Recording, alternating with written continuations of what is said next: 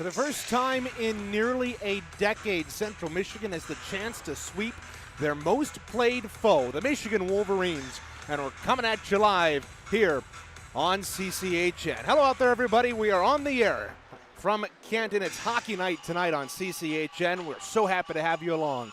Reagan Cleves inside the broadcast booth for you, radio ringside at the home of the Michigan Wolverines, the team that Central Michigan vanquished last night, handing the Maize and Blue their first unranked loss of the campaign. Well, let's take a closer look at that game yesterday as Central Michigan came out and generated their highest output in the first period of the entire season against teams not named Loyola and Davenport. CMU came out, scored 3 goals in that first period, one from Gibbs, one from Campbell, and one from Jace Johnson, who got his 21st of the campaign. He's had a fantastic sophomore season this year, and it was a gutsy performance from there on out. Central Michigan killed off all 3 Michigan power plays, despite being outshot 45-25, and that's all in part due to the man who wears number 33, Lauren Jones. He made 42 stops last night, and that included facing 17 shots in the final 2 periods each. He faced just a few in that first period, 11, and then 17 in the second and 17 in the third. He stood on his head as the defense in front of him outlasted the Wolverines, and that's the key to a Central Michigan victory again here today against the Michigan Wolverines. You need to get that fast start. It's been a struggle for you all year, but you got that last night, and it proved a very good result. Your second straight victory on home ice over the Maize and Blue as the Chippewas were victorious over the Victors. That win moved Central Michigan not only to 11-17, 1-0 in the campaign with 23 points, it also pushed them back into a tie with Michigan in the MCHC East. Both teams 4-5 with 8 points. The winner of tonight's game gets the 3rd spot in the MCHC, and they will play Adrian in 2 weekends' time. The loser will get the 4th spot, and Adrian, and they will take on Michigan Flint. So that's what things shape up right now. If there is a tie, CMU would eventually get the tiebreaker in that category, because if they head-to-head, they'd be the only team to have a win so far this season. That win last night was big for CMU, not only pushing them in to a higher position in the standings, but also snapping a 4-game losing streak and only their first win at home this semester. They lost to Northwood, they lost to Western Michigan, but they vanquished the Maize and Blue last night with a 4-2 victory. Again, Josh Gilgren ended up getting the empty netter in that one, and for Central Michigan, a weak spot has been the power play as of late, especially at home. Chippewas only have 3 goals on 31 home power play opportunities, compared to around 15 goals on the road in that category. They're 9.38 at home, and they're 14.19% on the road. So that power play really needs to step up here, especially if they are to get any power plays, which they did not last night. On the other side of the ice, Michigan, the number 19 team in the nation, sitting at 13-8-1-0 with that loss last night. They fell all the way from 11 all the way down to the number 19 spot. So 8 spots dropped by the Wolverines due to that 3-game weekend sweep at the hands 2 games of Oakland and 1 at the hands of the defending national champions Lawrence Tech. And now they're looking at possibly dropping all the way down to 4th behind this Central Michigan team at the end of the year in the MCHC. And Michigan also missing a lot of key pieces. We saw them last night.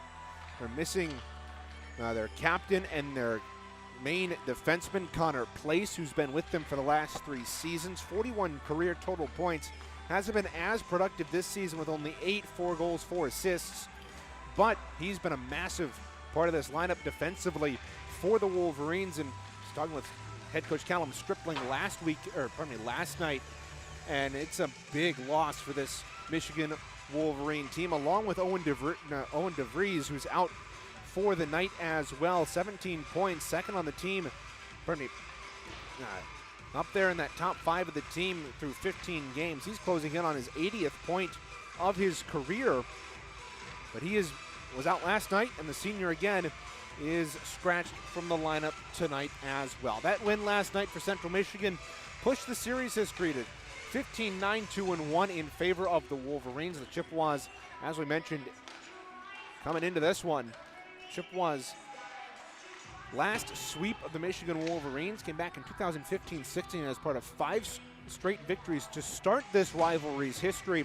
Back in 14-15 and then 15-16, a year they went 3-0 against the Michigan Wolverines, including their playoff matchup. But they've got a chance to replicate that feat tonight as they picked up back-to-back home wins with that win last night. And fun timing note, 3 years ago to the day, Central Michigan, with help from their now head coach Brendan Martin, knocked off the Wolverines here at the Arctic Edge of Canton. That's the last time CMU has beaten the Wolverines on the Maize and Blues home ice. And that's a look at your 2 teams on the ice down below us here tonight. We'll step aside, take a closer look at our players to watch and our keys to the game presented by SeamishIceHockey.com. Don't go anywhere. The tension grows inside the Arctic Edge of Canton. More pregame show coming away live here from Canton.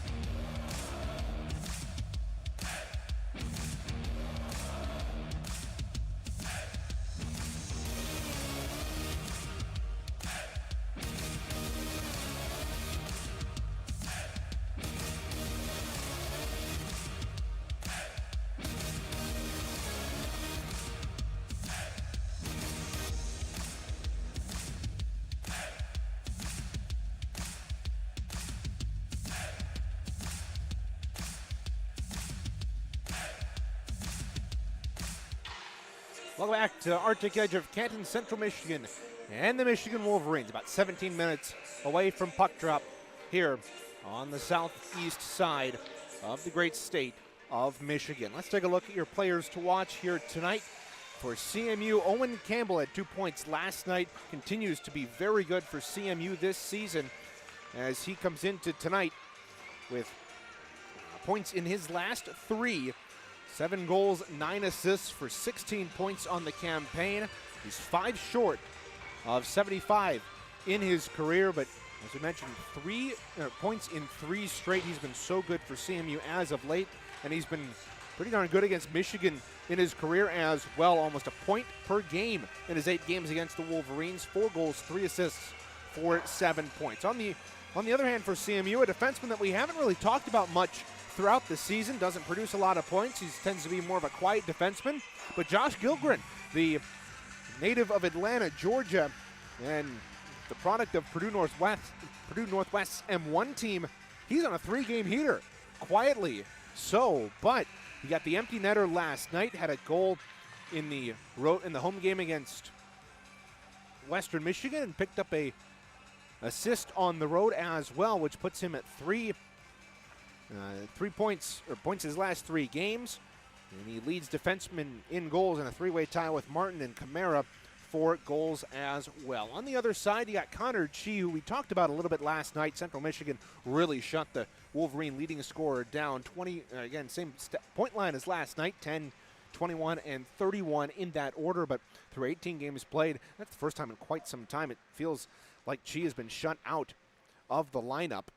He had coming in to the series last weekend against Oakland and LTU. He had points in 4 straight, and he had started the season even better.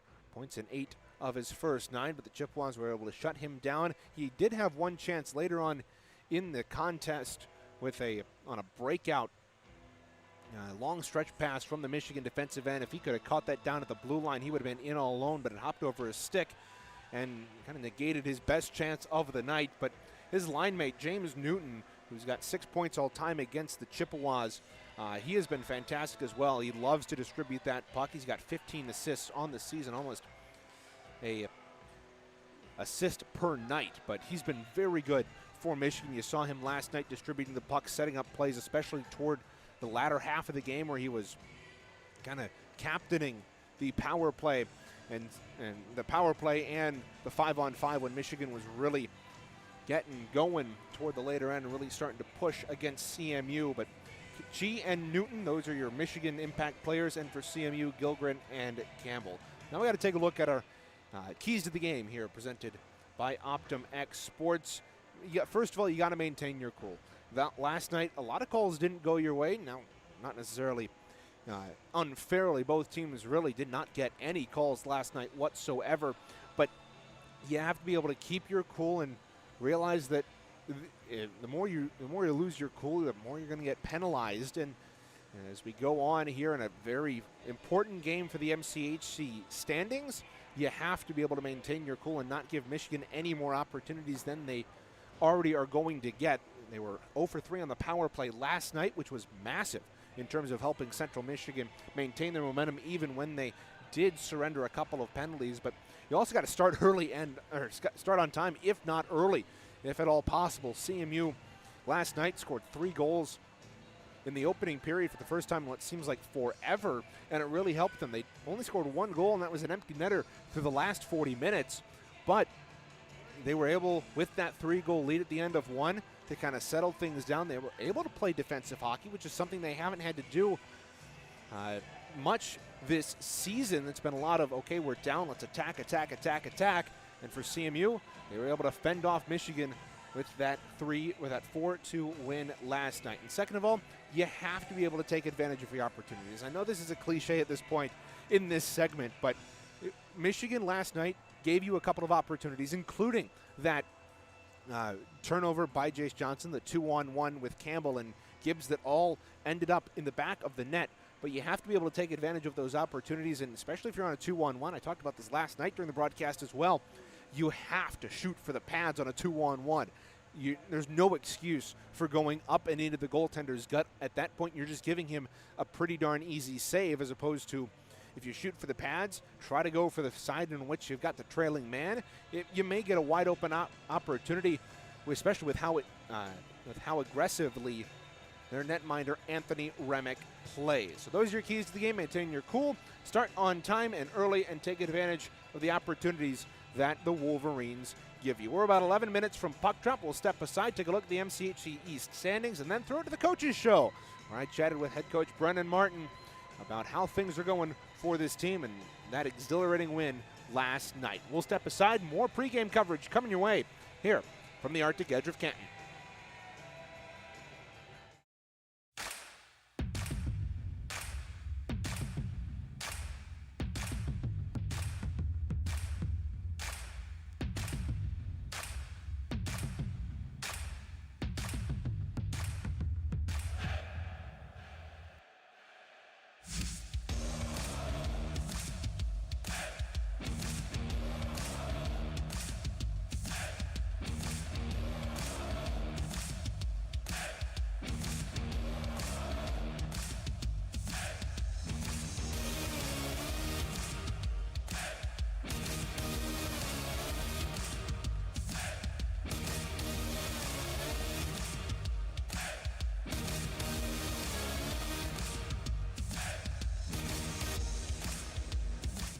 Well, as we are winding our way down to puck drop here on the outskirts of Ann Arbor, CMU and Michigan battling it out for the number 3 spot in the MCHC East. It's time to take a look at the overall standings in the MCHC. Oakland and LTU both atop the standings. Oakland with 16 points. They're a perfect 8-0. Lawrence Tech as well, a perfect 8-0. but they're perfect 7-0 rather. They're 2 points behind Oakland, but they've got a Michigan Flint team which they beat 5-0 last night on the docket again tonight. We'll keep an eye on that here as we go on. Of course, Michigan and CMU deadlocked for that number 3 spot in terms of points. Both teams 4-5, and as you look back and how this postseason is shaping up, that loss to now number 6 Adrian in the MCHC, who's now only 1-9, that loss for CMU really, really hurts. Because if you beat Adrian for the final game of the first semester, you end up with last night's victory clinching the number 3 spot.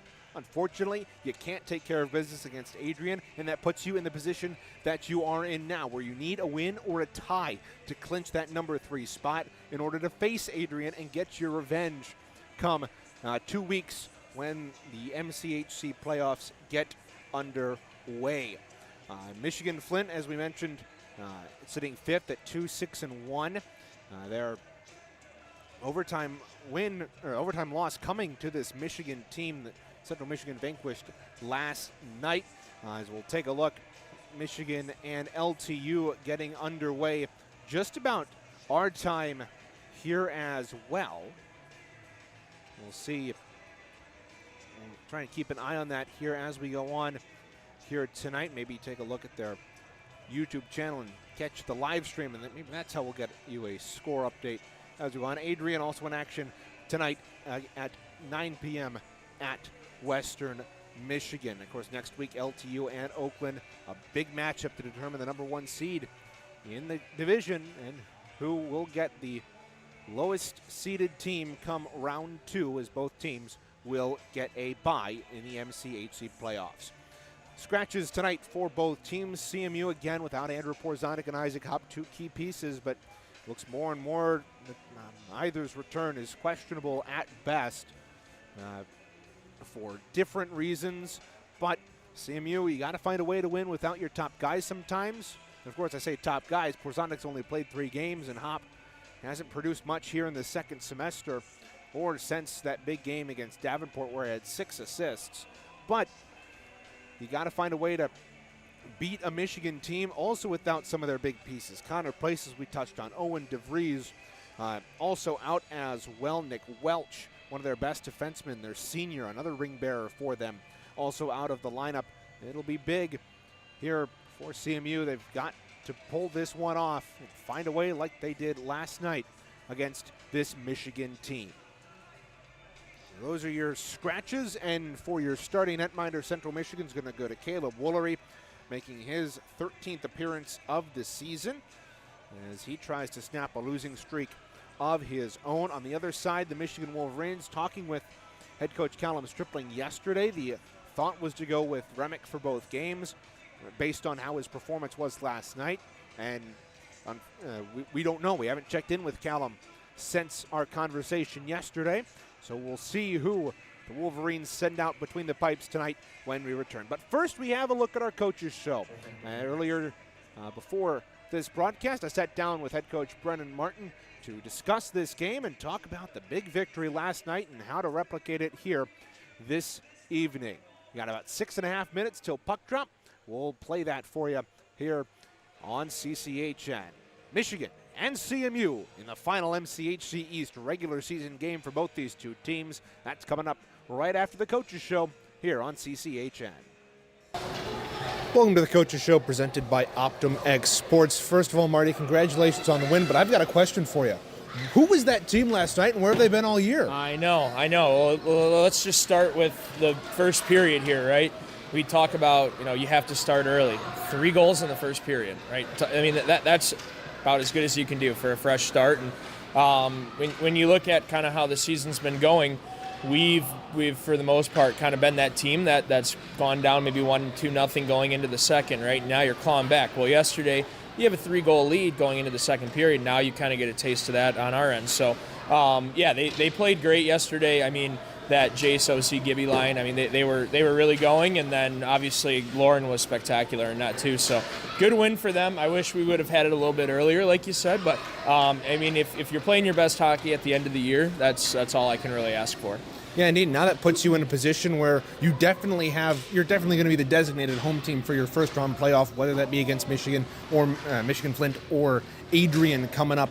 But you've got a road game here, and you've struggled on the power play, yes, overall, but not necessarily so at home, or not necessarily so on the road. Rather, you've only scored 3 goals at home compared to 15. What do you think's been the difference on the road? Yeah, I think we're getting more chances on the road, if I'm being honest with you. And when we do get those chances, like how we've talked about before, I like to see good puck movement from them. We try and be a little bit more stationary when you're in a 1-3-1 and you want quick puck movements. And fortunately, I think when you go on the road, you understand you might not get too many opportunities. So when you do, you got to make the most of them. And that's what our guys have been doing. So if we do get a power play today, hopefully we do. I'm excited to see what both units can do. They worked really hard on it in practice this week. We know Michigan's a really disciplined team, but if we can stay out of the box, let them take penalties, I think our power play could do well tonight. Yeah, indeed. You talk about special teams from one unit that's been pretty decent on the road to a unit that's struggled recently. Your penalty kill has allowed power play goals on each of the last 2 games, and they've been multiple goals at that.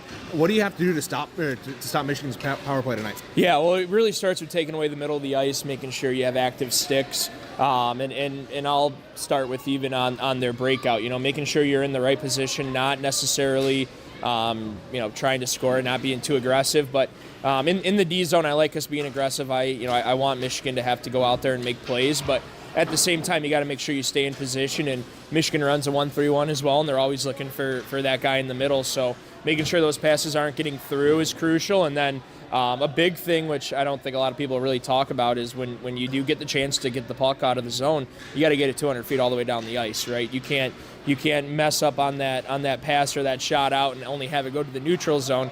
That's the difference between being able to get a change and having guys stuck out there for a minute and a half. So we're going to make sure we get the puck out today and then keep those active sticks. Yeah, indeed. And right off the top, Marty, you mentioned the success that top line had last night. All 3, Johnson, Gibbs, and Campbell, all got involved last night, all had multiple points.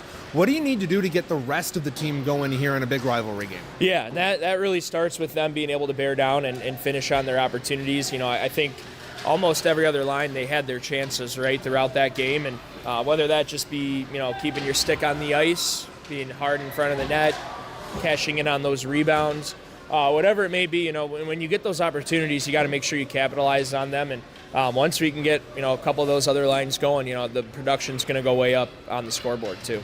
Yeah, indeed. And tonight you go with Caleb Wooler, but I want to talk a little bit more about last night. You had Lauren Jones in net, only making his 7th only making his 7th appearance of the season. He played lights out. What does it mean to have a senior like that, who's not necessarily a normal starter, play like that come against a really good Michigan team? Yeah, well, I'll definitely say I'm not surprised. I know what Lauren can bring to us, and like I said yesterday, he's a veteran goalie. He's played in some really big games before. He's been to a national tournament, and so I think for him it was just confidence and being able to get in that net for one more, for a couple more times here before his year's over, and make the most of his opportunity. I talk about that all the time. Not even goalies, but players.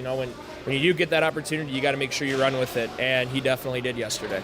And finally, Coach, you got to get the win tonight in order to secure that 3rd spot in the MCHC and play Adrian in 3 weeks' time. What's your key to victory tonight? Well, it's going to be starting early again. We have to come out quick. We can't take 5-10 minutes off in the first period. Play how we did yesterday, right? Take those opportunities, run with them. Make sure that you show up to the game on time, ready to go, and at the end of the day, it's going to come down to us staying out of the penalty box, making sure we do the right things in the D zone, and then at the end of the day, capitalize on those opportunities. All right, thanks, Coach. Good luck. Appreciate it. Well, that was head coach Brennan Martin. We appreciate him, as always, for taking time to sit down with us before tonight's game, and we have a little bit longer of a break here between the end of the coach's show and the rest of our coverage here live from Canton. We've got Michigan's senior night going on as they honor Anthony Remick along with Owen DeVries, Tommy Shea, and James Newton, as well as Nick Welch, who returns to the lineup. Tommy Shea, though, is out. He's a last-minute scratch here for the Maize and Blue. While they honor their seniors down on the ice below us, we'll step aside. The good old hockey game is just right around the corner. CMU and Michigan ready to go here in just a couple of minutes. You're listening to CMU D3 Club Hockey on the CMU Club Hockey Radio Network.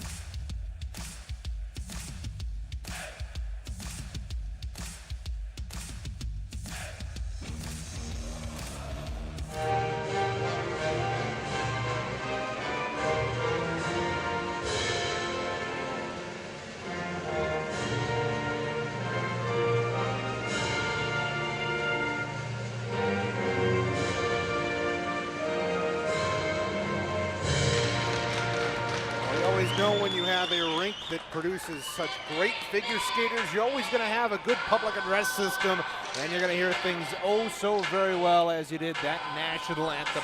We are set to go.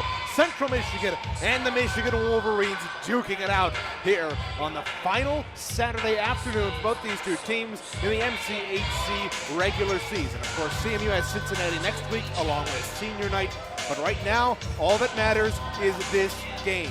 Can you beat Michigan?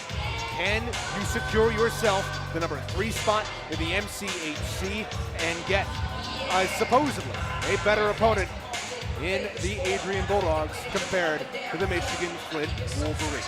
Central Michigan is going to head from right to left across your radio dial. Road maroon uniforms with gold helmets, gold trim, gold numerals, maroon pants, and maroon socks. Michigan counters left to right in their new home jerseys this season. At least they're wearing their all whites with the maize, with the blue shoulders, the blue numerals, maize and blue trim, blue helmets, blue pants, and white socks to go as well. Anthony Remick in net to our left for Michigan, behind defenseman Nick Welch and Ron Menderata, Newton, Sullivan, and Shee, the starters up front for Michigan. CMU counters with Campbell centering Gibbs and Johnson, Sam Camara, and Lucas Hutton on the defense here for CMU. 20 minutes on the clock. The whistle blows from the linesman at center. A false start, and here we go. Michigan wins the face-off. They'll move it back to their own end. It'll be controlled and sent up the near wing. Gibbs, though, on the turnover. Behind the net, Campbell centering feed, knocked away from Johnson, though, by Welch. Welch, the senior out of Divine Child, trying to work that puck free in the corner behind the net. Chops it over to the far side. Jace Johnson in to scoop up the loose change. He gets tied up with Menderata across the way. Pulled free behind the net by Campbell. His shot off the side of the net goes wide. Now Gibbs, slot shot, big glove save there by Remick, his first save of the afternoon. 33 seconds into the contest. Of course, Caleb Woolery in net to our right for CMU comes in with a 4.28 goals against average and a .907 save percentage. 2-9-1 his record through 12 games. We'll say despite the tough loss record, 9 of them for Caleb, he still has a very respectable save percentage at .907. He hasn't had much help in his games, though. He's played both games against Michigan State, played Calvin, played MSU, and now look out, the Chippewas force a turnover the offensive end. Siraki, a shot from the point deflected wide. Bishop going into the corner, bodies tumble. Again, we had a very loosely called game last night. Only 6 minor penalties called on CMU, 3 of which were negated by coincidentals. This is sent down the ice, icing waved off. Against CMU, Menderata now behind his own net for the Wolverines. Alpern up on right wing, touches it ahead to Newton, stretch pass across the wing, intercepted, look out, she has that tapped ahead, he's caught it with Martin. He drives to the front of the goal, poke check there by Woolery. Good heads up play there by Caleb as he knocks it on ahead, hand pass the call on CMU. It was played to the neutral zone, 18:39 to go, first period. Anthony Remick, the opposite number, we already touched on him as a senior out of Garden City, New York. Played for Garden City in the New York High School League. 2 career games against CMU, he's without a win. One tie that came 2 years ago back here at the Arctic Edge, and then last night's loss. Here's a backhand shot from the slot by the Wolverines that came off the stick of Poppy. It's now behind the net. Bishop pulled it free from the side of goal, touched it up to the point. Connor Morgan's going to try to move it out here. He chips it on ahead. Morgan 1 point away from 50 in his career, 29 goals and 20 assists. Michigan flops this in, icing waved off. Martin to the corner with G. Wolverines try to work it free behind the net here. Swanson battling for it there with Martin. Chips free to the far side for Poppy. Poppy got it to Swanson. Swanson will wander behind the net, pressured by Bowerson. Those 2 to the end boards. Chipped up to the near side. Kuhn trying to poke it past Alpern. Couldn't do so. Michigan keeps it alive. Right wing corner, here's T. Fertilla. Poked off his stick. Rolo rattles it around the boards. Armin Trout across the way. Got a 10-minute misconduct and a game misconduct at the end of the contest yesterday. Look out, this is going to go up right in front of the Michigan bench. From the CMU bench. And up and out of play. 17:41 to go first period. Breaking please, happy to have you with me. Here is Central Michigan takes on the number 19 team in the nation, Michigan. not only secure the number 3 spot in the NCHC with a win, and also complete their first sweep over Michigan, but they got to start quickly here tonight. They spent most of the time in their own defensive end. Bowerson's going to lift this out to the point. It was kept in, though, by Benitez. Benitez had an assist last night, tried to center it off a skate. Bowerson couldn't find it. It'll be taken by Clements. Chippewas can't clear it up near side. Campbell takes a run at a man and knocks Horner to the ground. Loose puck at the Chippewa blue line, pulled free. Look out, here's Benitez, 2-on-1. Right wing circle, sent it out in front. Off the stick of Horner and wide. Across the way, KC. Behind the net, well, look out, a Michigan attempt there from Benitez, but he couldn't get the puck up onto the blade, and it'll roll back to the Michigan line. Here's Benitez. Tapped it on ahead, Swanson to Horner. Horner will hammer it on in. Across the way, Malaysia had 2 goals last night to up his lead and take over the lead for both defensemen and freshmen outright in points. He's got 3 goals along with 6 helpers for 9 points. Way back down in the Michigan end, Gibbs centered it from the near corner, got knocked away from its intended target, Campbell, and now a reverse pass there from Wee. Finds its way into the slot. Campbell, loose puck, shot, save, rebound, score! Jace Johnson makes it 1-0, and for the second straight time, the Chippewas get on the board first.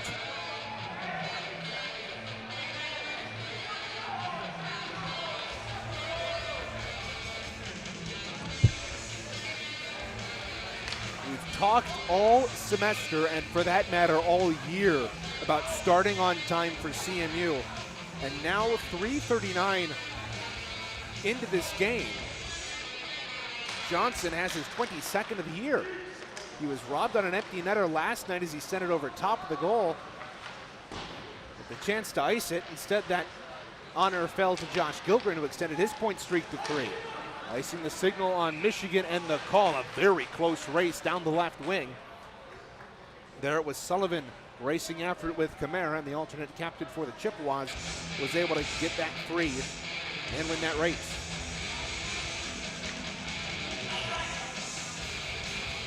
Face off the left of Remick. 3:55 in. The Michigan end to our left. Johnson creeping in. Chippewas win the face-off at least possession-wise, but Michigan quickly able to bat it out. Look out, they've got numbers, but Hutton's going to be back there for CMU in order to play it first. Laid offside here on Michigan as they failed to tag up, and now they'll tag up and they'll go right back in. Camara trying to wind his way out of the zone. We'll drop it back to Hutton.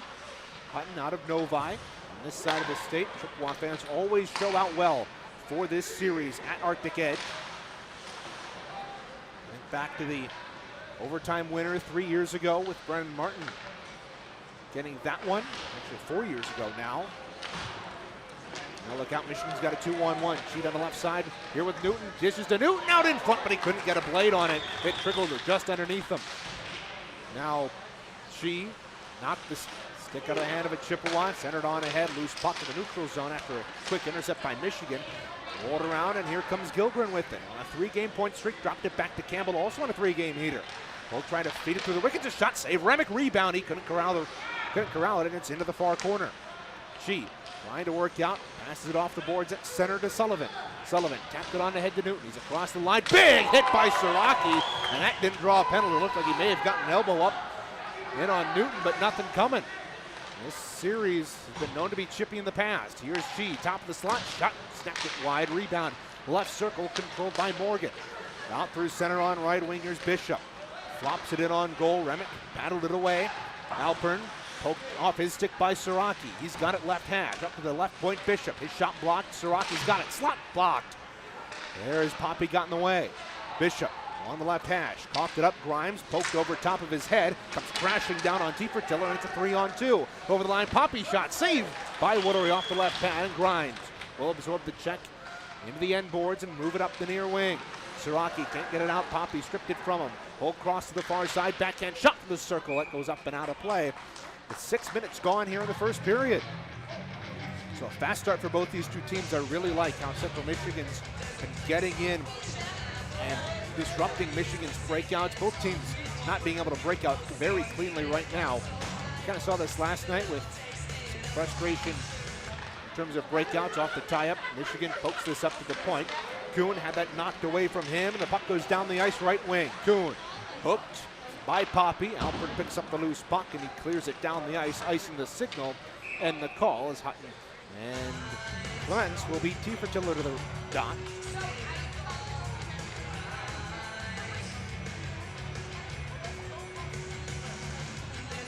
Johnson has been having such a good year this year for CMU, the Brownstown, Michigan native. 22 goals now, 7 assists for 29 points. And that top line again gets their 4th consecutive even strength goal for CMU. Now the puck's tied up behind the Michigan end, just to the left of Remick. In the far corner, it'll be eventually worked free by Poppy. He'll start the breakout for the Wolverines. Through center, stripped from behind by Grollo, and Grollo will go after it. The Grand Blanc native threw it out in front. Kuhn intercepted the clearing attempt, couldn't keep it in though, and now Hutton couldn't keep that puck in at the line, and he's offside. 13-17 to go, first period. Reagan Cleaves, happy to have you with me. Here from the Arctic edge of Canton, Chippewas off to a 1-0 lead.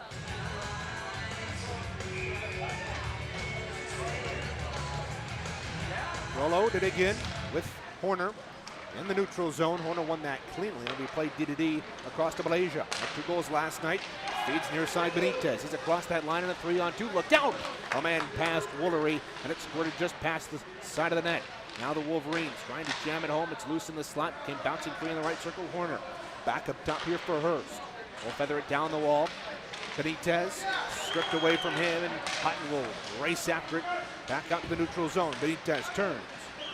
Trying to waft over the line. Right wing Horner.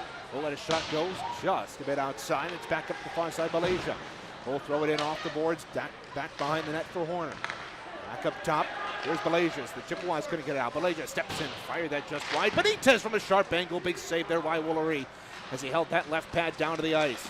Now Kuhn can effectively break that into the Wolverine end. It'll be touched down on the near side. KC poked that into the CMU end with 12:19 to go in the first period. McRae, his pass to the neutral zone just too far for him, and now Johnson couldn't hold the puck. Down the right wing, Weed. Right circle, fed that out in front, looked out. A couple of bodies go tumbling into the net. Gilgren in there along with Feemster, and there's a stoppage of play. The net comes off its moorings from those two colliding. First Kayla Woolery jumping out of the way for that one.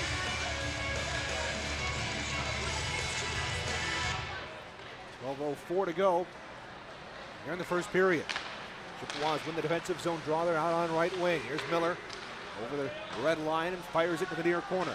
Behind the net, Menderata, hammer to the boards, loose puck controlled by the Wolverines. Up to the point. Martin kept it alive, threw it off the half wall, and it'll be intercepted by Welch. The senior will start things up the right wing, getting the red line, dump it in. Around the boards, into the far corner. 92 and 93 in maroon and gold go in. Gilgren's able to work it free. Loose puck right in front of the net, knocked away. Up at the point, Welch had it in his skates, couldn't kick it free, and the Chippewas send it back in. So with that fast start for CMU, it's been all Michigan in the offensive zone since. Campbell couldn't intercept that one. Menderado will go into the corner. Back behind the net. Brought to Phillips Exeter High School. Working in the corner, got it free to Newton. Big poke check there by Campbell, and the puck will ricochet back out to the neutral zone. Alpern fired it on in. 9 minutes gone, first period. Chippewas up 1, but they've struggled to do anything in the neutral zone since. Johnson on the near wing, that's Jace. Trying to poke it out, pressured by Newton, loose puck. As help comes from Campbell. He's able to control it in his own end. 10:45 to go, first period. Out on right wing, here's Johnson. Across that line with Gibbs. Trailing Johnson, the middle shot, save, Reamer, rebound. Pardon me, Remick in the rebound is cleared away. Here's Chi up with speed. Across the line, cut in, shot knocked away from him. It's loose in the slot, and backhand bid goes wide there from Sullivan. Chippewas can't get it out. It's loose at the blue line. They get it to the Michigan line, but nobody there in maroon to get it. Chi over the line near side Newton. Newton across, out in front. He outweighted a man. It's off a man. And now we got a penalty coming up on CMU, hooking the call. As it was Gavin Poppy cutting to the front of goal, pardon me, Sullivan cutting to the front of goal. And for CMU, this will be their first penalty of the evening. Grimes off for a hook.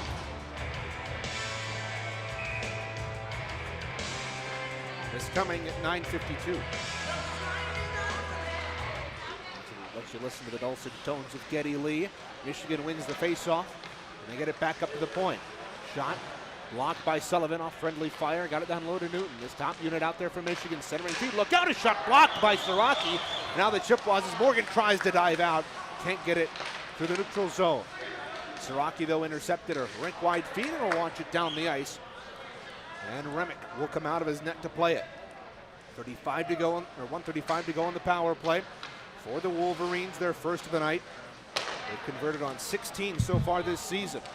Chi over the line, dropped it back. Siraki intercepted, pushed it deep, back into his own zone. Chi behind the net, got it free. Hutton rattled around the boards and out after an intercept. And this will go back down to the maize and blue end. Oh, look out. Malaysia lost an edge, and Connor Morgan in on the forecheck. Malaysia was able to recover his feet just in time. Now Mendorado over the line, left wing, will pull up at the left half. Back up top, Malaysia, left point. Mendorado, left side. Down behind the net, Newton, hammer to the boards there by Hutton. Newton pulls the puck free though. Left corner, Mendorado. Spins away from a check. Has the puck loose in his feet, up to the point.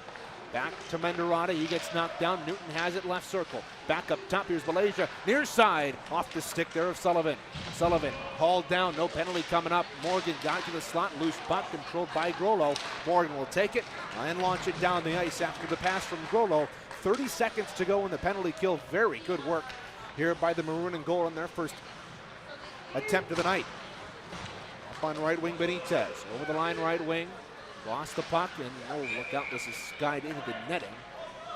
And the faceoff's going to be outside the zone, or rather, the referee's confused here. Both officials said different things. The low referee said in the zone. The low referee said out. The high referee said in. And it is going to be down in the CMU end. To our right, 15 seconds to go in the Wolverine power play. Horner to dig in with Grollo. Horner won it. Back up top. Mendorado shot gobbled up there by Woolery. Mendorado plenty of time and space. The rookie picked up his first goal back on January 24th against Flint 2 weekends ago. That's the last time Michigan won on the road. They picked up an 11-5 win the night prior. The night following that 3-2 overtime win at Michigan Flint in the Battle of the U of M's. Now Martin, as the penalty has expired, pokes the puck to the near corner. CMU into our right. Into the far corner. Gilgren after the loose puck, chopped it up to the point. Kept alive though by Hurst. Hurst chops it down behind the goal into the corner. Across the way, Benitez spins away from a man. He's still got it in the corner. Hammer the boards. Here Poppy took it away though. Poppy behind the net. His pass chopped away there by Martin. He hammers his man to the boards, and Swanson. Loose puck, chipped up and out. Here with 7:36 to go in the first period. Look out, a giveaway. Johnson had that off his skate, trying to get to the loose puck on the near side. Campbell in to help as well, but they couldn't connect.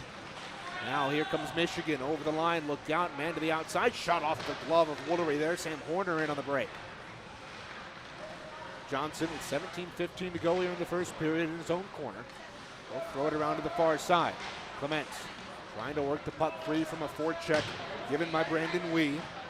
Out of Evanston, Illinois, the sophomore, unable to get it up.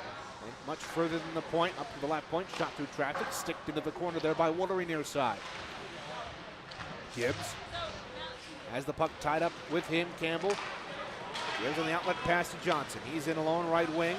4 Wolverines coming back. Had his feet knocked out from under him, but the man got the puck nonetheless. Johnson on the shot, deflected back into the corner, gave off to Gibbs. Gibbs pinwheels, sent to the point. Bowerson unable to keep it in. The shot goes off the glove of Remick, and it's going to be offside.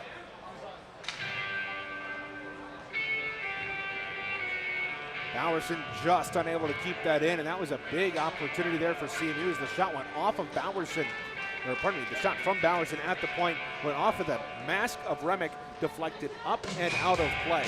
Fans, don't forget the CMU Club Hockey Network YouTube channel is a one-stop shop for highlights, exclusive interviews, and full game broadcasts of all 3 CMU Club Hockey teams.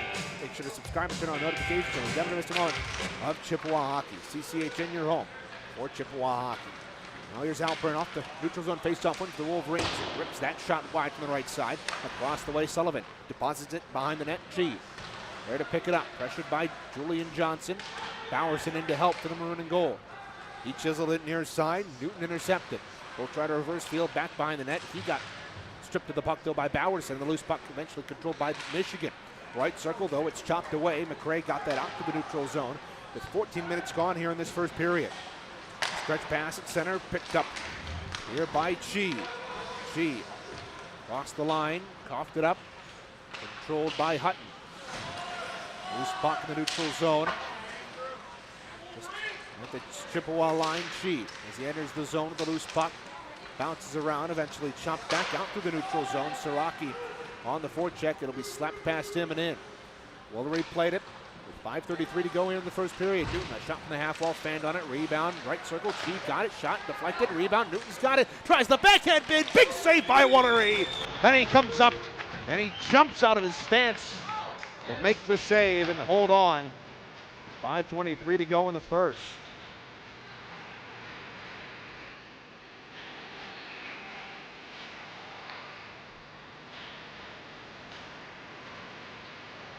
It's off to the right of Woolery.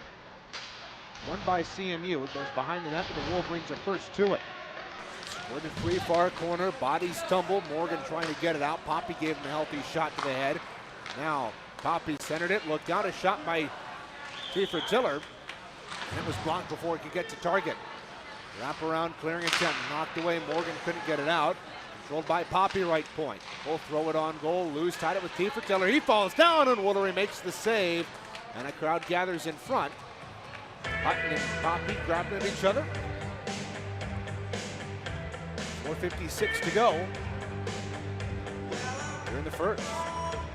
It's been a good start for CMU, but if I venture to guess, the shots have wildly skewed in favor of Michigan over the last 5 minutes.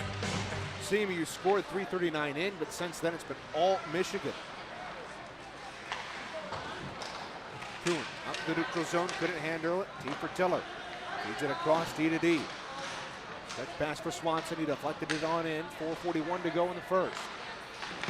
Out through center, right to left go the Chippewas. That clearing attempt hit a linesman. Now Grollo trying to get around the linesman. Couldn't gain control of the puck. T for Tiller on the near side, chopped it away. Grimes, though, deposited right back behind Remick. He has not had much work to do here in this game. I think they called his number once or twice. Grimes from the neutral zone dumps this in near side. Remick out of his net to put a stop to things. 4:12 to go. Time winding down in the first. Grimes from center off the intercept will fire it on in. Off the glass, which, unlike most buildings you see in the ACHA or that being community rinks, no stanchions in between each pane of glass. It's a lot of free open stanchions, so hopefully not a ton of weird bounces. Here's a shot for the right point. There by Mendorada, deflected wide by Woolery.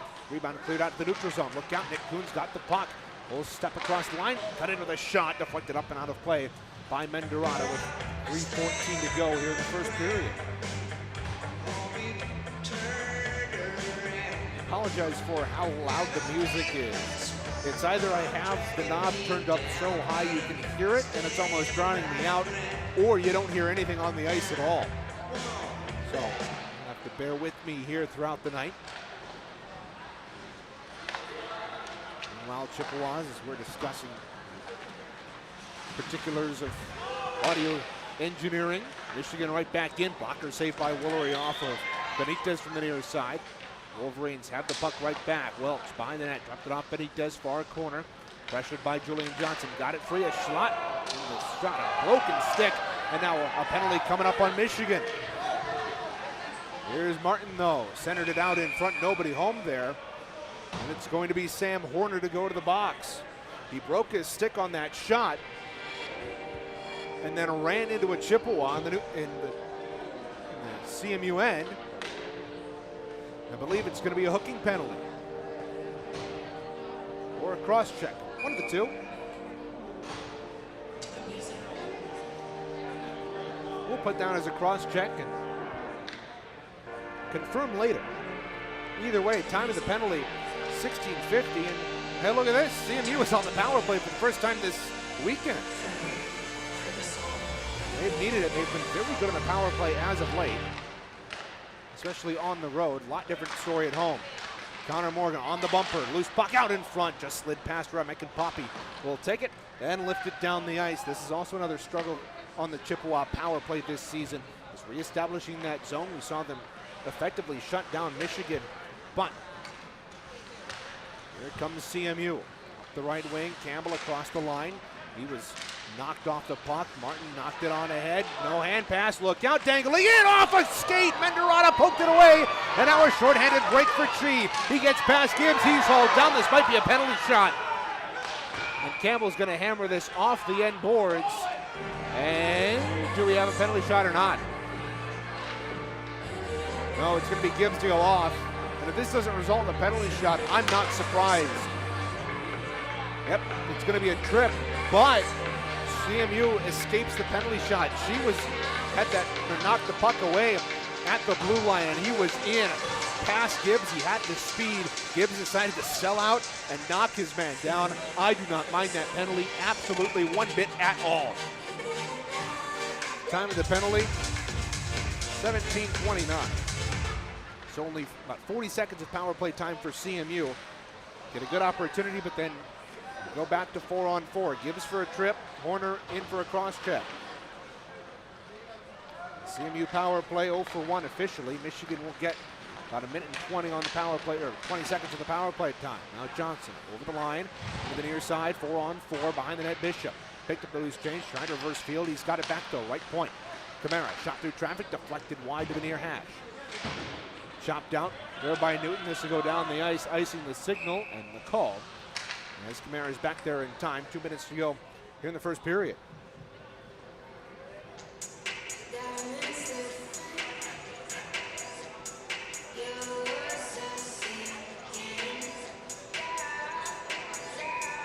Face off to the right of Remick.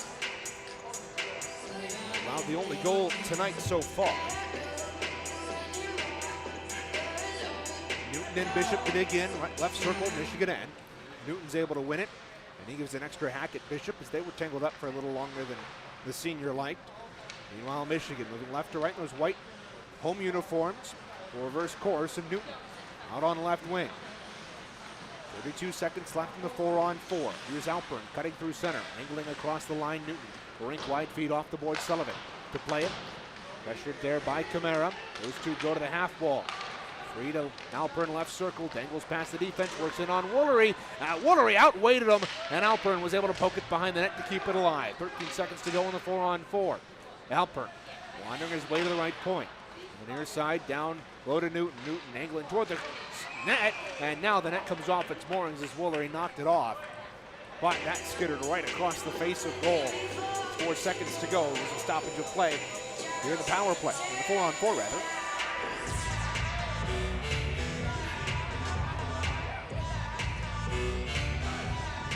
Fix the net behind Woolery to our right.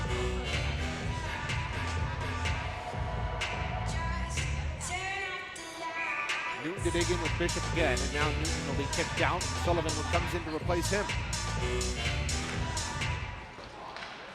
Hunt off the face-off, able to get it out. Power play now on for Michigan is out of the box. Hops Horner. Only 32 seconds, and now CMU has time and space. They'll dump it down the ice. Under a minute to play, first period. Chippewas up 1-0. Off of Johnson's 22nd of the year. Connor Chi, who drew that penalty on Gibbs. Cutting over the line, will pull up left hash. Hold on to it. Waiting for an open lane. Will wander around that side, drop it down low. A centering feed, all right on the back door. Sullivan had a gaping cage, and he fanned on it. Chi has it. 3 seconds to go in the power play. Tried to center it out in front. Stripped away by Morgan. Will fire it down the ice. Gibbs fresh out of the penalty box. Morgan didn't realize the time was that close to expiring, and he just rocketed it down the ice. Chippewas, they'll have the puck. Gibbs, near corner. Sent it out in front, and Morgan right on the doorstep. Couldn't knock it home. Now, Siraki got knocked down. She's ahead with speed. She gets hooked there by Gibbs. No penalty coming. Back out of the neutral zone, Siraki hammers Belasia to the corner boards with 3 seconds to go. Over the line, left side. Here's Feemster, but time expires behind the goal. An eventful first period for CMU. They get the opening tally, but unable to get anything more. They survive the onslaught by Michigan throughout the last 15 minutes, and they come out with a 1-0 lead after 20 minutes. We'll step aside. First intermission report coming up next here on CCHN. Chippewas up 1-0 on the number 19 team in the nation.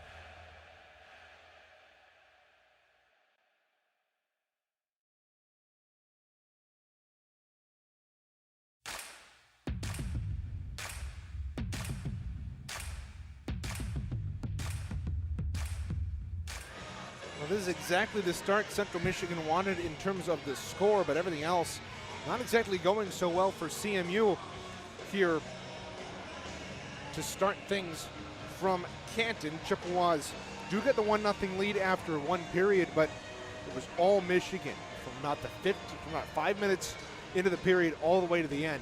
The puck was held almost continuously in the CMU end. This was almost like the last couple of games we've had here at Arctic Edge, where Michigan has just controlled the pace. They haven't gotten a ton of quality scoring chances outside of that fan one-timer on the near side. On the near side where Sullivan had a wide open gaping cage as the power play expired. But other than that, Michigan has just been controlling the pace of this game. Central Michigan getting a little desperate, but Isaac Gibbs taking the only the second penalty of the period for CMU, but I will take that any day of the week. Those are the type of penalties you're going to get congratulated for in the locker room, as he was beaten by Chi going down the ice. He's lucky he didn't get a penalty shot as he dove out and took Chi's feet out from under him. The Michigan bench, headed up by Callum Stripling, certainly wanted a penalty. They didn't end up getting one, and they come out still trailing by 1. So this could fare well for CMU here, especially if we go off statistics. CMU, when leading after one period of play, including last night, 7-0 on the campaign. Michigan, when trailing after one, 3-7. So they aren't necessarily winless when coming out of a second period, or coming into the second period down 1, but they certainly don't fare very well. CMU, though, has been exquisite at holding leads down the stretch here throughout this entire season. Don't have any shots on goal for you as of yet. We'll try and get those for you here as we go along, but we'll pause. And when we come back, we'll have a look at the out-of-town scoreboard and the CMU side of things here on the CMU Club Hockey Radio Network.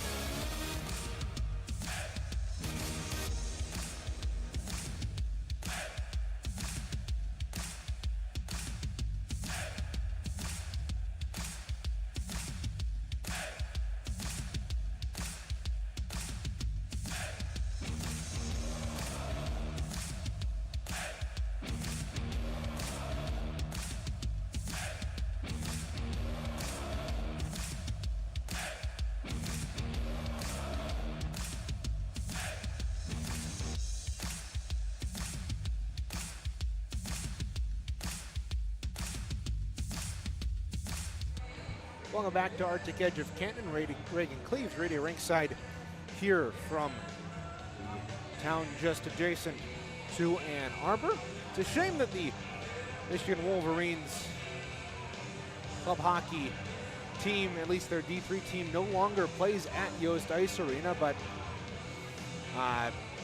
we would love to play at Yost, especially me growing up a Michigan Wolverines fan. However, I'm certainly putting my rooting interest behind CMU for this one for the last 4 years. And will forevermore root for D3 CMU hockey, but it's a shame we aren't at Yost. However, we are at a beautiful venue here at the Arctic Edge of Canton as we take a look at our out-of-town scoreboard. CMU in men's Division II hockey not faring very well last night against Sioux. With that long bus ride, only to get beaten 19-1. That's always a tough place to play nonetheless. They'll finish their season next week with men's Division I Toledo. Their senior night is on Friday at 5 p.m., so be sure to come out and support both them in their senior night. And then on Saturday as well, you got both D3 senior night at 11 a.m. puck drop, and then later on that night, 7 p.m. is when the women will kick things off for their senior night against Michigan State. Speaking of the women, they take on Sioux here this weekend. They're a 13-5-0-1 on the season. Sioux, the number 1 team in the Central. Chippewas, the number 4 team. 7 p.m. tonight and 12:30 tomorrow. It's going to be a tough matchup for that women's Division II team. Only 2 weekends left, and they're going to need to win both. They need to hope to win at least 3 of the last 4. They'd like to secure their spot in the national tournament for the 3rd consecutive season. Elsewhere around CMU athletics, the softball team got their season underway here this weekend with a doubleheader loss yesterday. They took on North Texas, lost 5-3 in extras, and then Troy, a 2-1 loss. Earlier today, they took on Samford, lost 3-2, so a tough loss. They're out to an 0-3 start, but good news is for the Chippewas, they've been keeping every game within distance. As the Chippewas fell 3-2 with Sleeman, number 3 in the batting order. She went 2 for 3 today as the Chippewas' late rally fell just a little bit short. They're just about to get underway against Tennessee State 2 at 6 p.m. Still down in Troy as part of that tournament.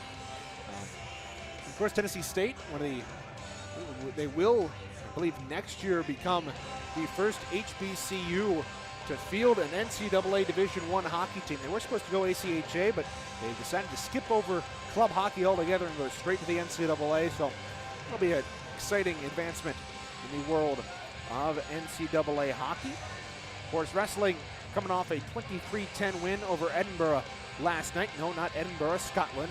Edinburgh, I don't know where it's from, but they played Edinburgh yesterday. They'll take on Buffalo tomorrow at 1 p.m. on the road. Track and field hosted the Chippewa Invitational today. And then women's basketball took on Marshall as part of the MAC and Sunbelt Conference duel. Pulling up the score for you here shortly. There we go. CMU ended up coming out with the win, 73-68. We wish all of them the safest trip back from West Virginia, as the Chippewas drove all the way down there yesterday and they'll come all the way back tonight. They'll get in just around late tonight or early tomorrow morning. And by early, I mean really early. So they will now have 2 consecutive wins back-to-back against Ohio on Wednesday, and then they get the win today. Men's basketball up 32-25 with 17 seconds left in the first half against Texas State. They've been doing pretty well here as of late as well. You can listen on CMU Sports Properties Radio. It is Youth Day and Scout Day, so if you're in Mount Pleasant, why not head out to the barn on Broomfield to support the Chippewas men's basketball team. About 2 minutes left here in the intermission. We'll step aside, come back, and bring you the play-by-play of period number 2. CMU up 1. The number 19 team in the nation looking to hold on here and add on to it when we come back. You're listening to the CMU D3 Club Hockey on CCHN.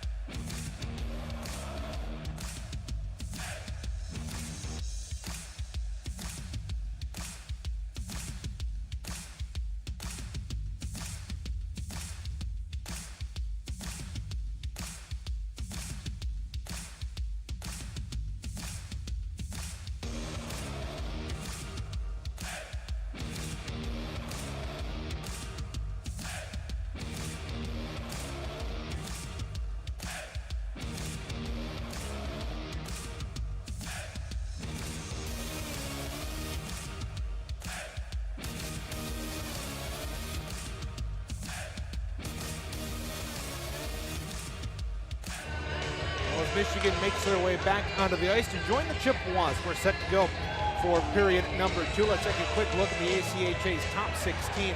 This came out yesterday. Air Force is back at the number 1 spot. They taken on Colorado School of Mines, ranked number 13 here this weekend. Oakland, the number 2 team now in the nation, jumping up from 4, leapfrogging LTU. That is a massive matchup, not only for the MCHC, as we talked about earlier in the broadcast, them being the number 1 and number 2 teams in the division, but it'll also decide who gets higher in the rankings come a little bit later on here in just a couple of weeks. Hope down to number 3, they are inactive. They'll take on Trine next week. LTU, before they head on to Oakland at the end of the regular season, will finish up their series with Michigan Flint here tonight. Later on, they beat the Wolverines yesterday 5-0. Notre Dame 15-1 will take on Miami tonight and tomorrow. Grand Valley State at number 6 will take on number 11 Michigan State tonight and tomorrow. I don't have any scores for you on that, but we'll get to the rest 7 through 16 later on here in this broadcast. Oh, a pickoff quickly there by KC, but his man was just over the line, but he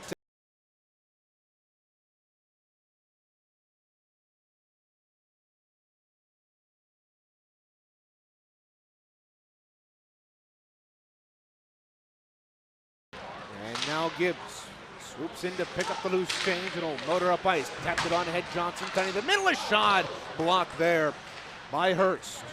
Now Camara, right point has it, shot through traffic, saved by Remick, rebound corralled by Hurst. Well, the home team trails behind here in this one, but they'll grab the puck and make the burst up ice here. Pass up the left wing, this will go down the ice all the way. Camara's gonna win that faceoff.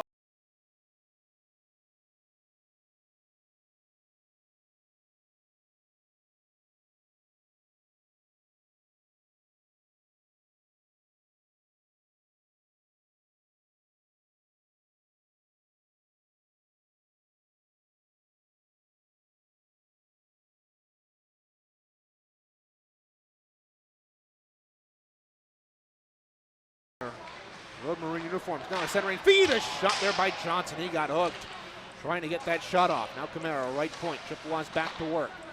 Gibbs along the half wall, hammer to the boards, slow to get up here, and now we got a penalty coming up on Michigan. Cross-checking the call.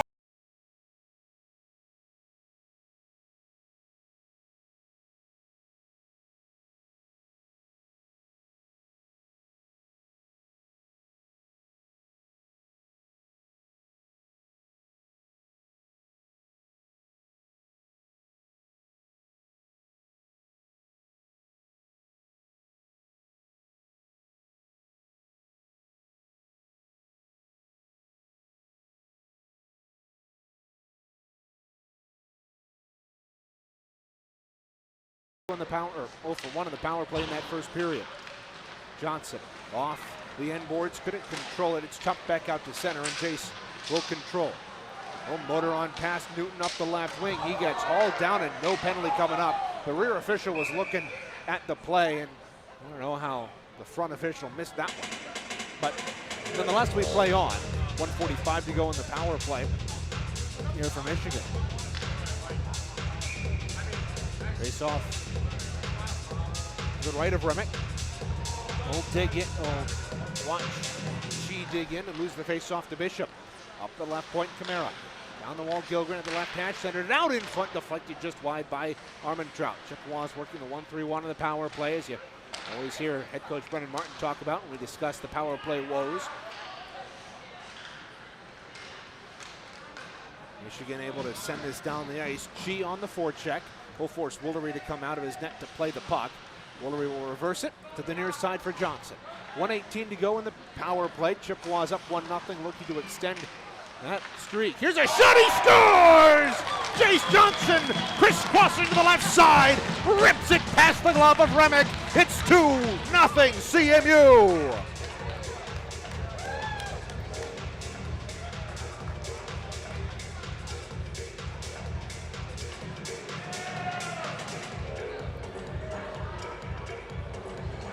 Johnson has 2, and the Chippewas have a 2-0 lead.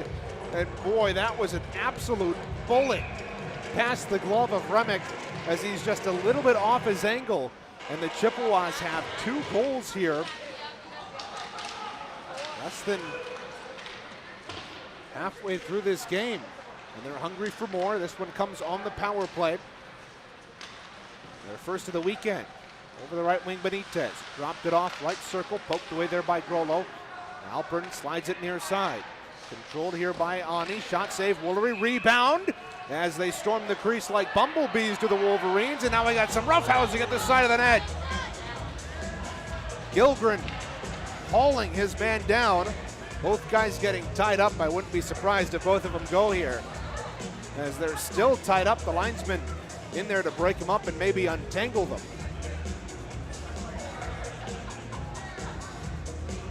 Gilgren trying to slide his leg free. As it's Sam Horner who got the roughhousing there with Gilgren. I think they're both going to go here. We'll see. Horner being held back by the linesman. So it is going to be Gilgren, it is going to be Horner. Both off here.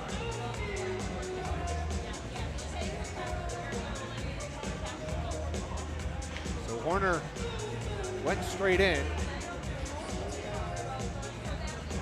So they're both going to, from the looks of it by the referees, they're both going to get penalties for unsportsmanlike or roughing or something, and then a misconduct as well, it looks. Gilgren none too happy about it. I don't understand why the misconducts are applied here. I get why both guys get penalties, but I don't know. They both gave misconducts. Either way, we're going to play 4-on-4 here, it looks like. Both penalties coming at 2:05.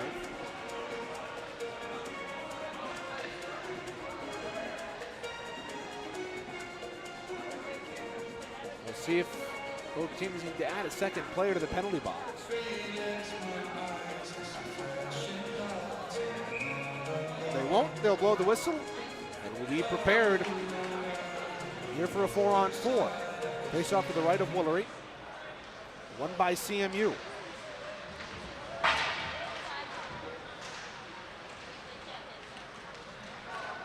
Michigan, though, quickly forces a turnover. Alpern, right wing half wall, rubbed off the puck, and it'll be swung to the near side. Clements couldn't handle it, though he gets it back on the turnover. His centering feet picked off. Alpern dropped it off to Chi. He fumbled it into the far corner. Chippewas cleared up the wall. Chi centered it. Morgan knocked off his stick. Chi's got it right back in the slot. This is the right circle. Alpern cuts in. Big save there by Woolery. Got the shoulder on it. Short side. 17-19 to go, second period, 1:22 to go in the 4-on-4. Now a spin around opportunity. Chi put it wide again. Chi's got it back, bottom left circle, centered it for Newton, picked off though by Morgan. Morgan will settle things down as the Chippewas get a little bit of time to breathe. Fired off the boards, and that'll go off Alpern into the Michigan bench for a stoppage of play with 1:03 to go in the second period. So if I read the official signals correctly here, Gilgren should have somebody with them, and now it looks like they're giving McRae a penalty. No, okay. So they've realized that they didn't put anybody else in the box with Gilgren and Horner. So they're having Michigan and CMU put an additional guy in the box to serve the minor penalty. So what's going to happen here, McRae goes in along to serve the Gilgren minor, and then Brandon Wee goes in to serve the Sam Horner minor. As we're waiting here. Now CMU is going to be kicked out of the circle. Now but the referee having a discussion with a Michigan Michigan coaching staff. What's happening here? Has Horner been ejected? That's this.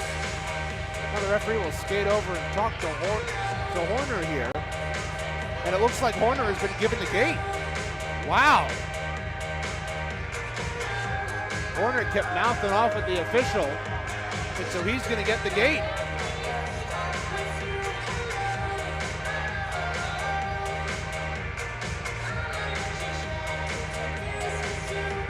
So Horner has gotten four of the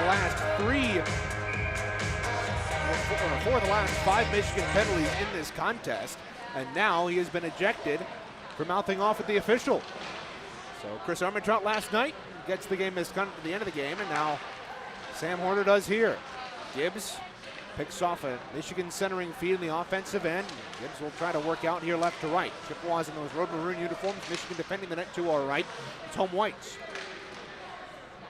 This is tapped behind the Michigan goal. Picked up here and out on the near side. It'll be taken by KC. Ahead on right wing Poppy. Worked over by Hutton. Will go into the corner and work behind the net. Campbell trying to work it out. And the captain C on his chest. Lumen Christie product got it on ahead.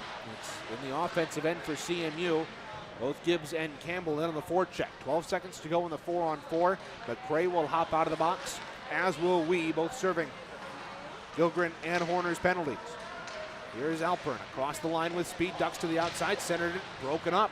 Clear to the line and out. Campbell in after it. Pardon me, it was kept in at the line. Now Hutton goes down there with Alpern in front. Michigan fans wanting a penalty, they aren't going to get one. Johnson on the near side already has 3 here in this one. Campbell centered it. Gibbs tried to bat it on ahead. Got it near side to Johnson.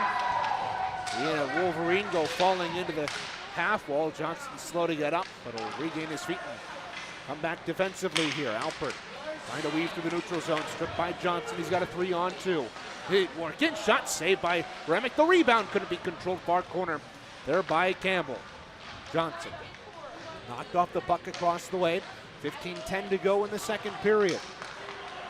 Here's Weed. Up the right wing, will dump it on in. Camara behind his own goal. Weed almost intercepted that pass, but it tapped off his stick. And a rink-wide feed by Gibbs will be knocked on ahead, and Johnson got hit up high. He's feeling that a little bit, and he'll go off for a change. Now look out. On left wing, Cahan cutting in, shot saved by Woolery. And he'll gobble it up with Feemster right on the doorstep.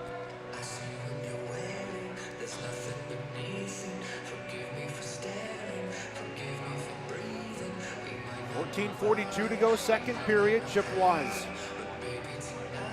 up 2-0 off of goals from Johnson and Johnson, both of them Jays. 22nd and 23rd of the campaign. Face off, left wing circle, won by Michigan. Oh, that shot went off the side of the net. Swanson tried to tuck it in the near post. There's a shot, saved by Woolery. Rebound, controlled here by Gibbs. We'll sky it through center, collected there by Hurst. He'll whip it near side, Miller to dump it in. McCray in pursuit. They're with Hurst. They'll go behind the cage. Far corner, Julian Johnson in there to pick it up. Got rubbed off the puck by Poppy, and now McCray's tangled up with a man in the corner. They'll separate. Poppy over the line, right wing. 3-on-2.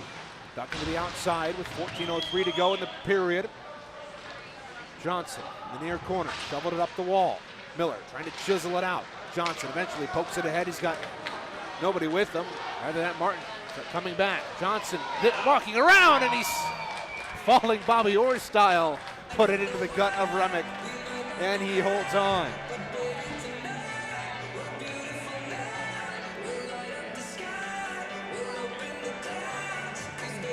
.47 to go. Face off the right of Remick. Shots in that first period, as we said, we'd update you on that. 11-7, Michigan. Not as lopsided as I thought they would be.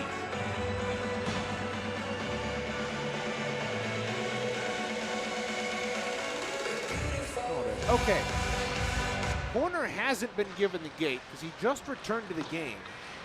My guess would be that he had blood or something on his jersey that the referees had him go change, because he's back wearing number 29 now. Now Kuhn trying to work the puck on ahead, as a stick up in his armpit there from Menderata. Nothing comes of it as they go crashing into the near corner. Michigan end to our right. It's tied up. Gibbs, pardon me, Grollo in there for CMU. Puck poked free, and it was collected by Sullivan, and he chipped it out. 13-11 to go, second period.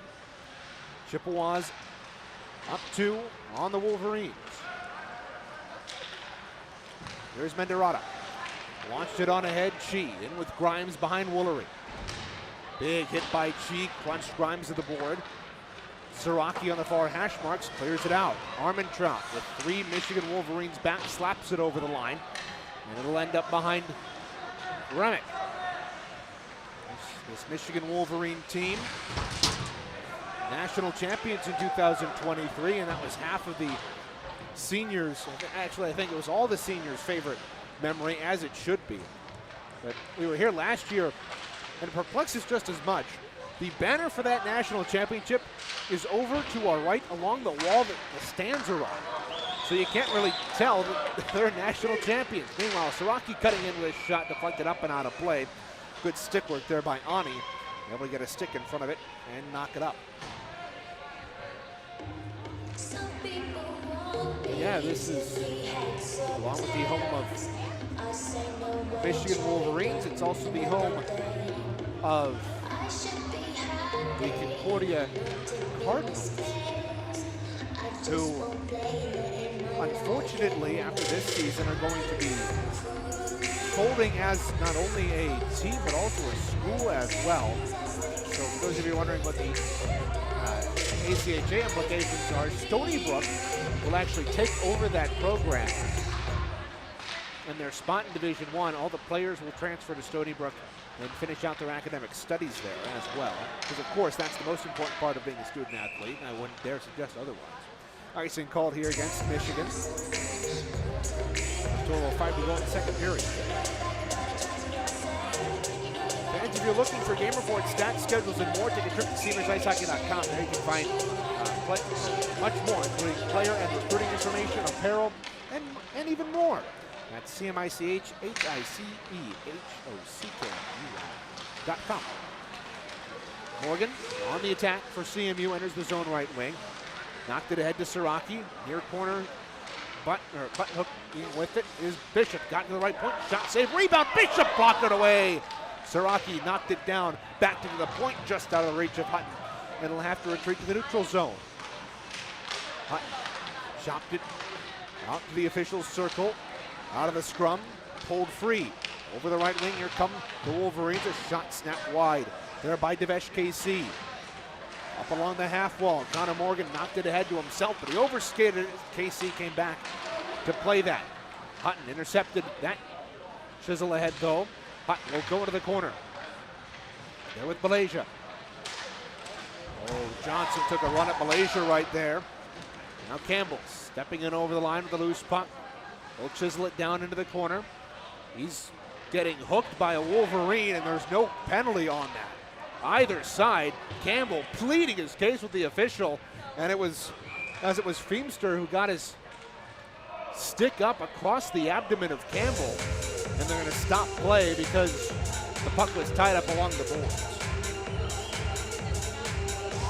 I know you want to let the guys play, but when you got a stick up across the abdomen and it's across both armpits and it's hauling Campbell down 5 feet in front of the official, I am a little interested in why that wasn't called a penalty.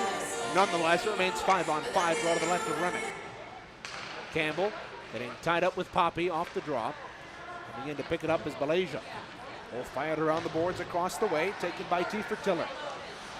T. Fertiller backs it behind the net for Hurst. Near side, long stretch pass, look out. The Wolverines have numbers, but the pass was just too far for Poppy as it goes off his stick. Gibbs, one touch that out to the neutral zone. Campbell, and then knocked off his stick. Gibbs steps around his man. He's got time and space down the right side. Pulls up in the corner, centered it out in front. Remick poked it away though. Johnson, throw it in the crease. Bowerson, right hash shot, save Remick, and he covers for the whistle. We're halfway through period 2. Chippewas up 2-0.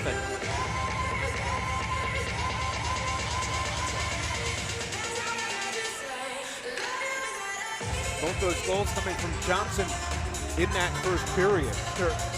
Early in the first and one early in the second. And that power play goal for CMU That came early on, as much needed as it's doubled their lead. Now the Wolverines over the line. Newton pass too far for him from Swanson. Old button hook in the corner. Newton, right circle, right point. There for Hurst. His shot through traffic and deflected in front there by Sullivan. The alternate captain Newton back on it in the near corner. Battling for it. Work back up top. Chisel it down low to there to Belasia. Sullivan to pick it up. Centered it. Chi, left circle. Nifty toe drag about. Gibbs out in front. Big save by Woolery, but it's in on the second chance effort.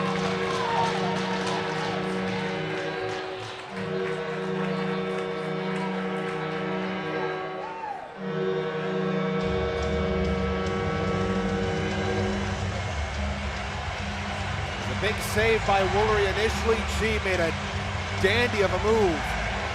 Past a man in the left wing circle. Nifty toe drag around him. Cut to the front of goal across the grain, and Woolery, all he could do was stretch out and hope he made a save. He couldn't. It's 2-1 Michigan on the board here at 10:22.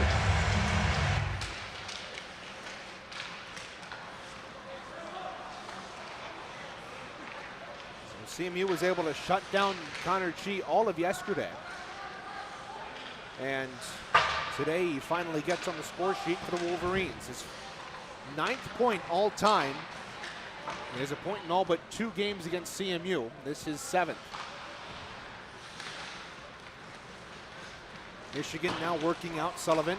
Pass too far for him. Clements swatted it back to the Michigan line, and it'll be taken out over the right wing. Drop pass. Here's Sullivan cutting to the slot. A shot gobbled up. Rebound. Loose. Picked right back up. Mendorana into the shot. That was blocked. Grimes will take this and launch it down the ice. Armentrout's going to turn on the Jets, but he's not going to be able to win the race. 8:51. Faceoff will be back in Caleb Woolery's end to our left. So we already touched on the top 6 in the ACHA. Air Force, Oakland, Hope, Lawrence Tech, Notre Dame, GV. Colby College comes in at 7th. At 8-2. Puck goes up out of play. Then Calvin right behind them at 13, 4-3. 12, 4, 0, 3. They will take on Michigan Flint next week to wrap up their regular season. Then UMass, who's sitting at 20-3, an impressive number for 23 games. An even better record than, say, Oakland, who's played 24 games, only has 20 wins. Look out, 2-on-1 for CMU. Morgan out in front, broken up, rebound, loose, they score! Jake Bishop again! He's been on a fantastic streak as of late. He pops home the rebound, and the Chippewas, they restore the 2-goal lead. It's 3-1.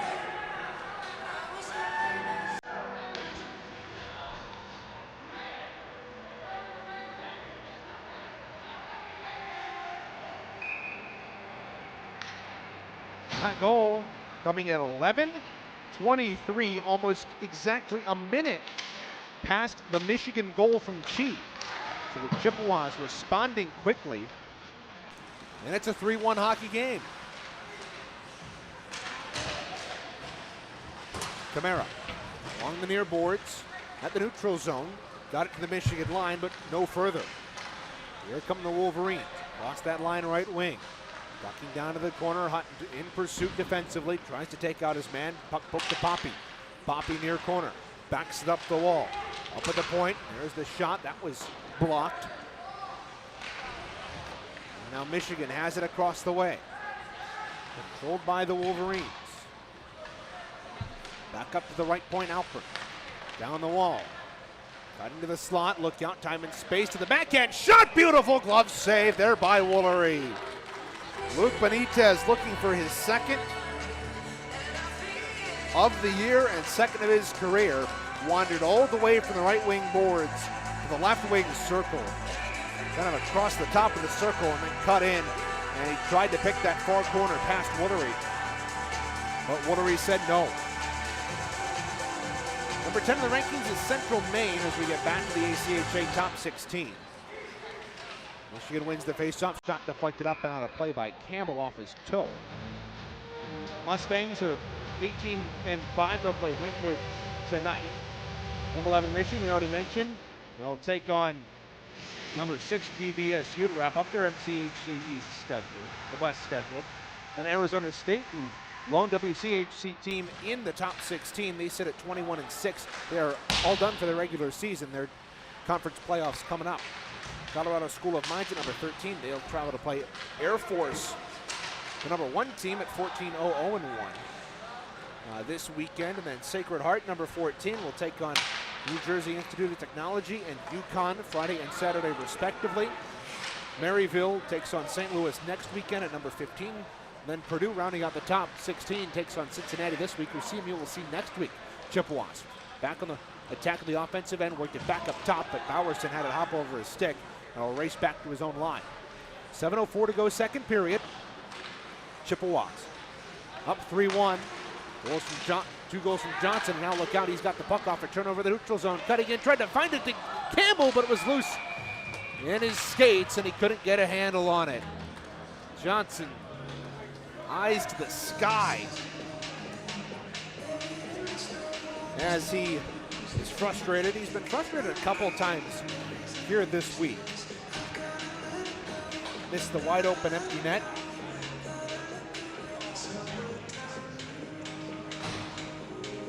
Last night, and then he's been frustrated a couple times tonight despite scoring 3 goals. Gibbs, pardon me, that's Kuhn, winding in the offensive end, lost the puck, got it out to Clements. He'll loft it on in, Remick with folks crashing in on him. He'll hold with 6:37 to go.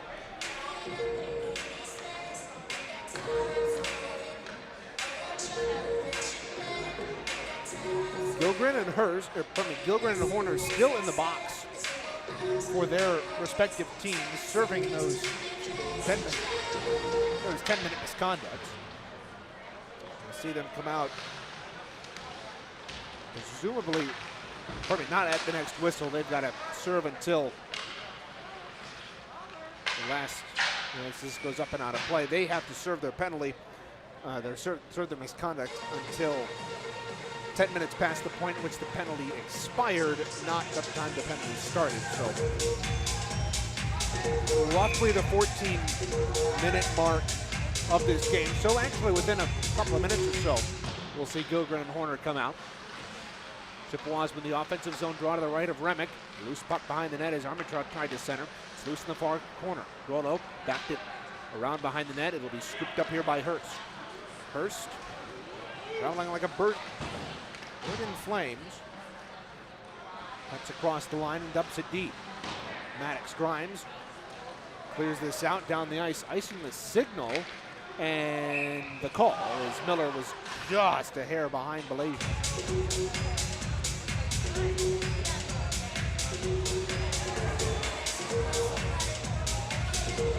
5:54 to go, middle frame. Chippewas have had success in this series against Michigan. 6 goals in these 2 games. It hasn't been often CMU has scored 6 goals in a series. Look back at last year, even across 3 games, the Chippewas managed only 6 goals. Here's a centering feed by the Wolverines. And we got the puck back behind the net. Centering feed, shot by Chi off the side of the net, far side. Chi's got it back behind the net for Sullivan. Right circle, Chi. Will drift up the half wall. Pressured by Kuhn. Dropped it off, right point Menderata. Stepping into the circle, a shot. Big pad save by Woolery. And Newton couldn't get a handle on the rebound. Newton back in the corner, harassed by Clements. Newton drifting up the wall. His centering attempt knocked down. He gets it right back though. Will work his way up to the point in the slot. Shot blocked wide off of Grollo. 15 minutes gone, second period. Michigan buzzing here. Shot, save, rebound, loose in front. Comes to the right circle. Sullivan, toe drag, center pass. Knocked away by Grimes. Sullivan gets it right back though. Back up top. There for Welch. Sullivan, right circle. Shot blocked by Grollo, and he's feeling it. Newton to Sullivan again. Sullivan, near side Chi. He's got it left hash.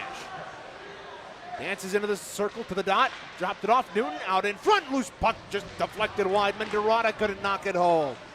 Mendarata, far side, Sullivan to Chi at the hash. Chi, toe drag to the point. Near side for Welch.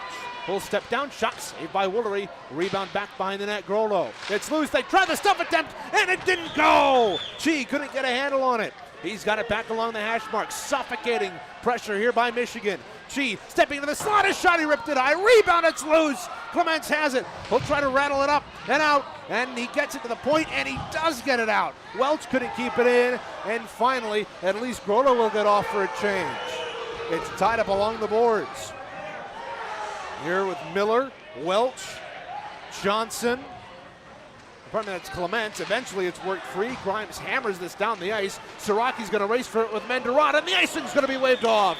Great effort there by Siraki to win that icing race. Now the Wolverines have speed over the line. Right wing side, T for Diller. Centering it in front, knocked down by Bishop.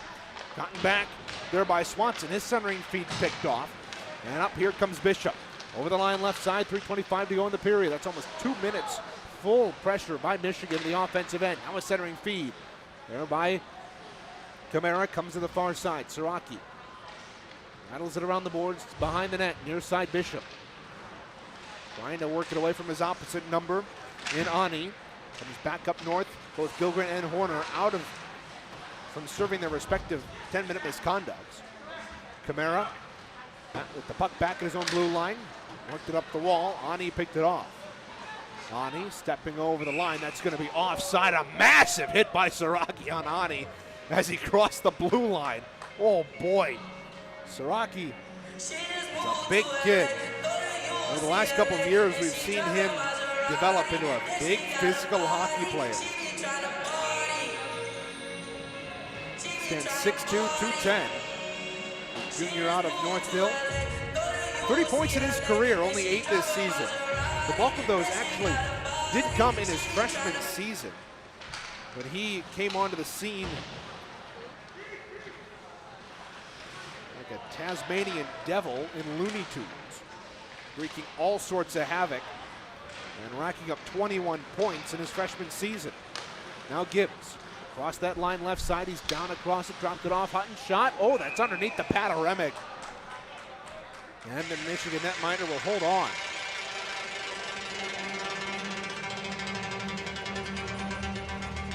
Well, we've seen the Chippewas slide the puck inside 3 times here in this one. With under 3 minutes to go, goals from Bishop, Johnson, and, or rather 2 from Jace. Both of Johnson's goals came early in the first and early in the second. Second one was a power play tally with Horner in the box. Speaking of that, Johnson's got the puck. He's down across the line, right wing. Dropped it off to nobody in particular, top of the right circle, and it'll be taken away. Campbell, though, intercepted it. He'll work in, sidestep and check there from Horner, who himself has been a Tasmanian devil out there here tonight, collecting 3 penalties in this one. Back in the first and 2 with that minor in misconduct earlier on in the second period. He's now wearing number 29, after I assume he had some blood on the jersey, which is why he was sent off initially. I thought he was getting the gain, but indeed he wasn't mouthing off to the official as much as I thought he was. Now look out, the Wolverines in front, big save, Woolery. They get it back right side, his shot just snapped wide. Boyd of SKC getting a couple of great looks. There, the Walled Lake native. This is sent down the ice by CMU and icing the call. The Chippewas looking a little bit dashed here toward the tail end of the second period. Stay with us. We'll have the second intermission board coming up for you right after this. We'll take a look at the out-of-town scoreboard on the professional side of things. 1:27 to go for the second period.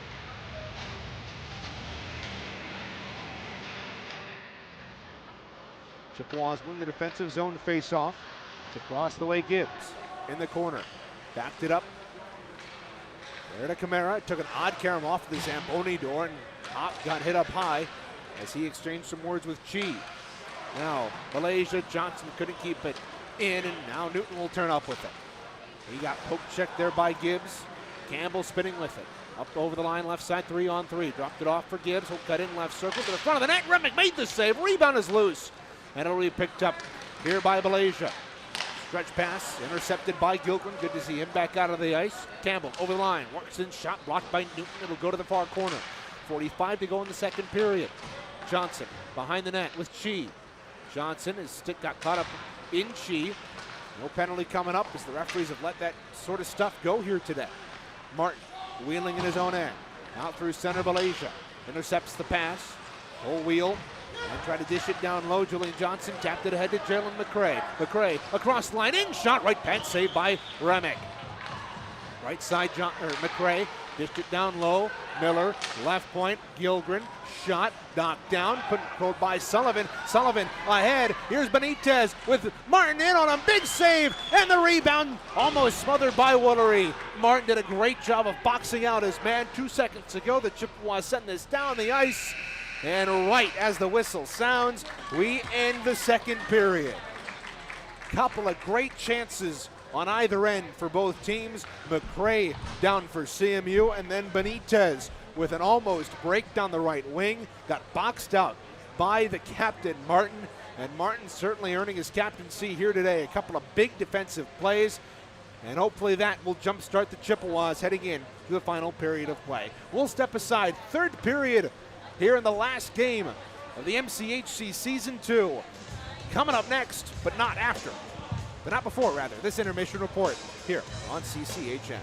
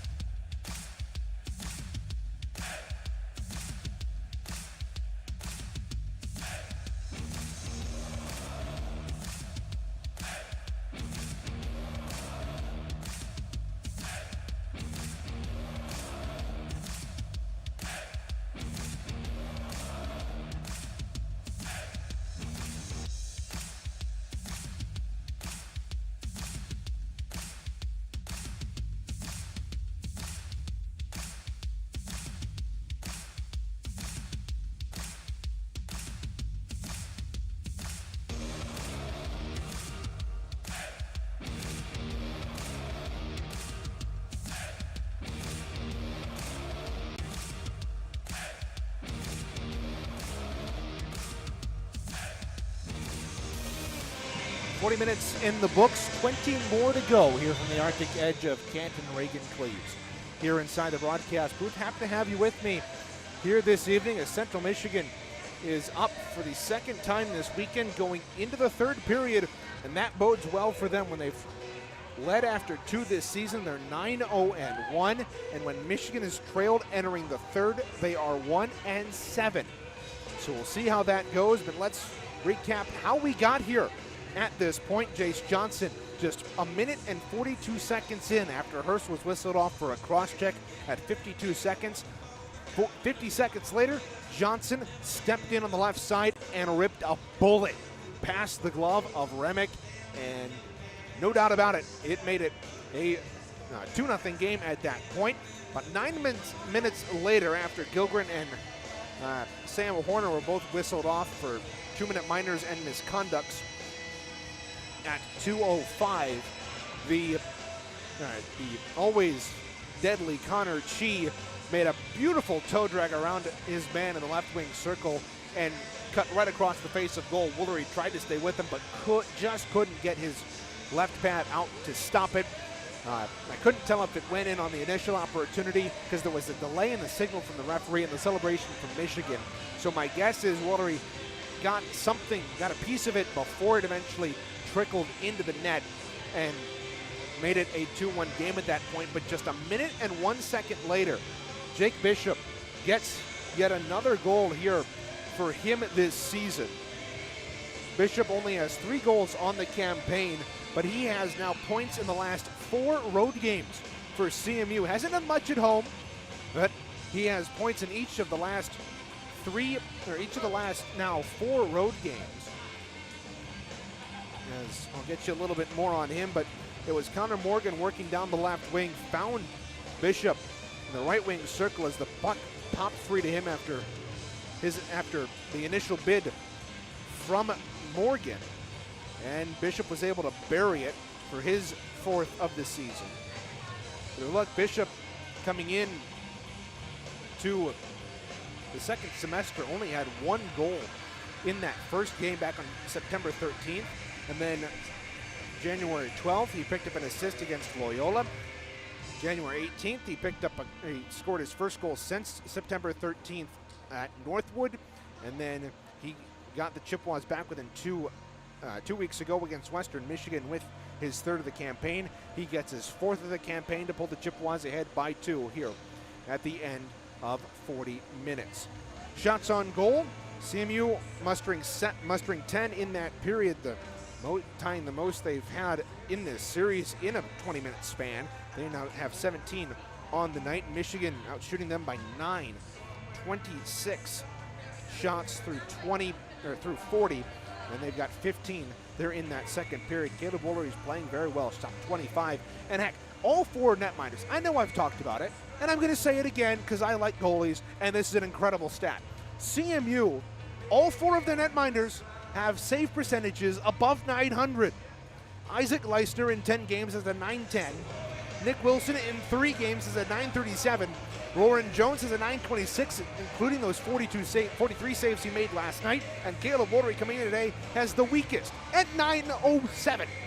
This is just an incredible goaltending group here from CMU. Yeah, the goals against averages may not be that good, but that's in part because of the defense.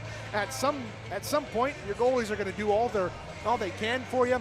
And this weekend, they've certainly been helpful with the defense. Credit to them, they've stepped up here in the last 2 games here against Michigan, and they're ready to go here for this final period of play as head coach Brennan Martin is riling them up in the locker room here as they hope to defend this 2-goal lead. We'll step aside.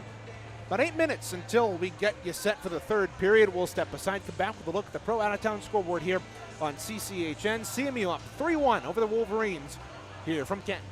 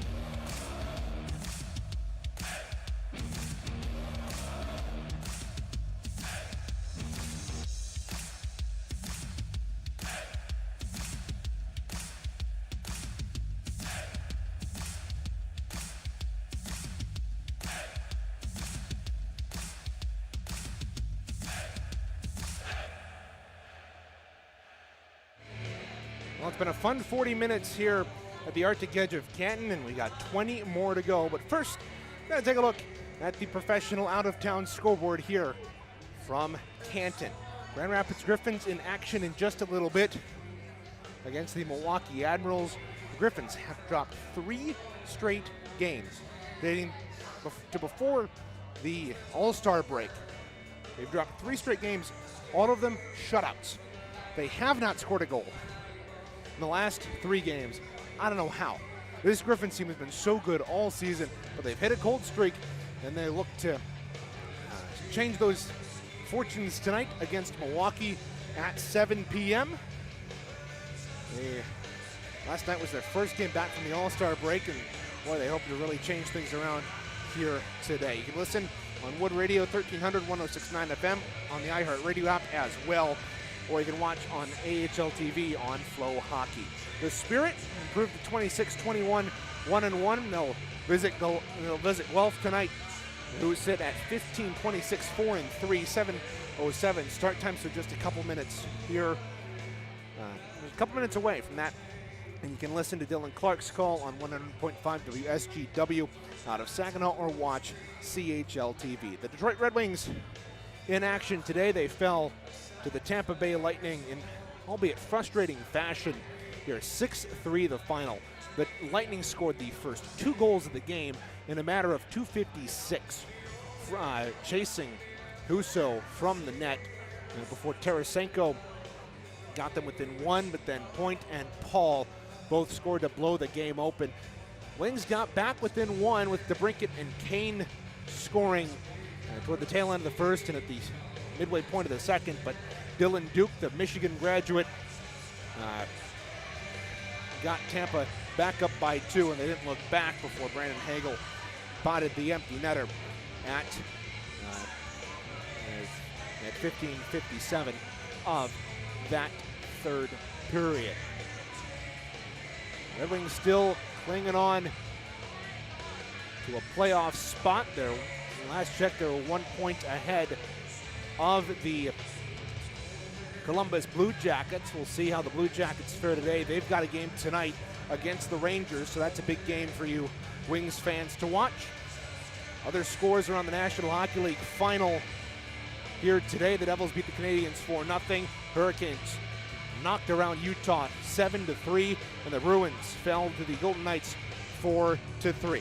Well, we'll step aside. I don't think you want to hear me yap for that much longer before the teams get back on the ice. Instead, you're saying, take me where the hockey players face off, and we'll get you down to the rink here in just a little bit. Central Michigan and Michigan, third period play-by-play coming your way live here on the CMU Club Hockey Radio Network when we return after these messages.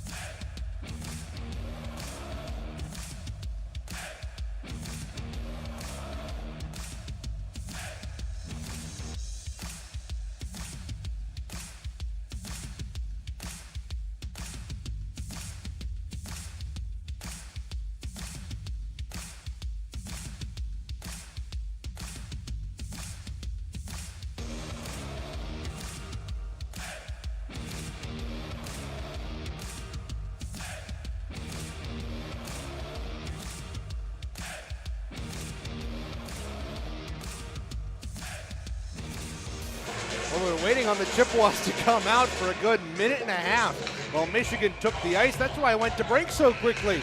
CMU finally has made their way from the dressing rooms back in the bowels of the rink behind us here in the broadcast booth.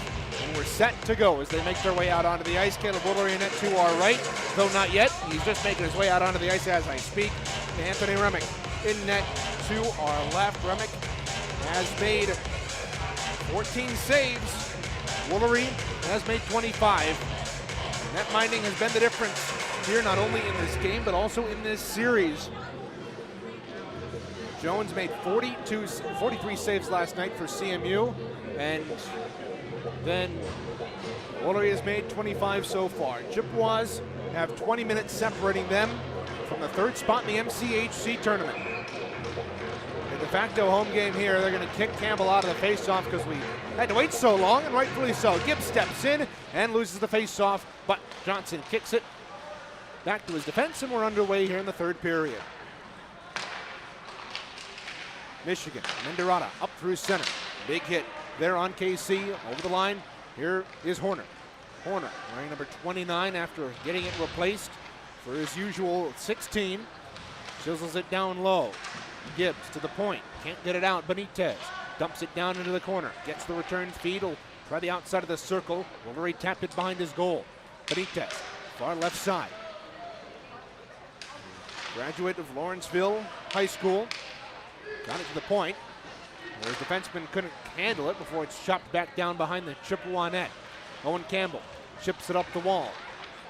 Gibbs couldn't chisel it out. Horner's shot, big pad save. Wolverine rebound swept away by Camara. Both feed it off the wall to the far side, chopped up and out of play as it was played with a high stick by Michigan, and it's going to come back outside the zone. 57 seconds into this period, already eventful here for CMU. But we talk about the MCHC playoffs, and of course, the Desina Cup is all filled up for champs who went that far to win the drink. It was Hope last year. The year before that, it was,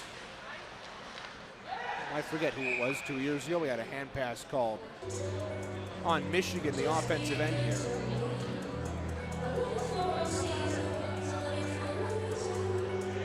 Hope won last year. GV won the year before. And that Hope won 2 years ago as well. So they're back-to-back Desina Cup champions.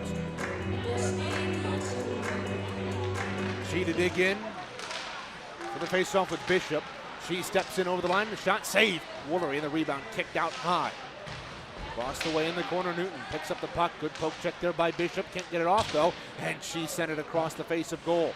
Back up the near point, Alpern trying to work it free. Bishop trying to sky it ahead for Morgan, intercepted by Chi.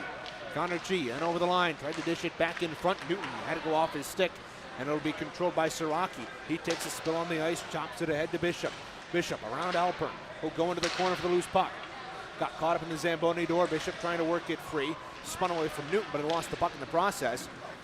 And the senior out of Skyline High School will work over the line right wing. Shot blocked there by Bowerson. Rebound skied around behind the net there for Sullivan. Sullivan coughed it up. Way up right wing comes Connor Morgan, and 2-on-2 with Kuhn. Morgan across the line, cuts in, shot wide of goal. Bowerson, left hash. Shovels it off the end boards, Grollo far corner. Centered it out in front to nobody in particular. Intercepted there by Alpern. Ahead on right wing Benitez. He's got speed in time right in, and he skied it high. Wolverine might have gotten a piece of that, but a fantastic opportunity for Benitez trying to get CMU in a line change, and he did so. Worked down the right wing, and then Wolverine made the save, and now he's yucking it up with the referee after that. Good laugh from both of them, and Wolverine will get set to the face-off to his left. Zip line to our right.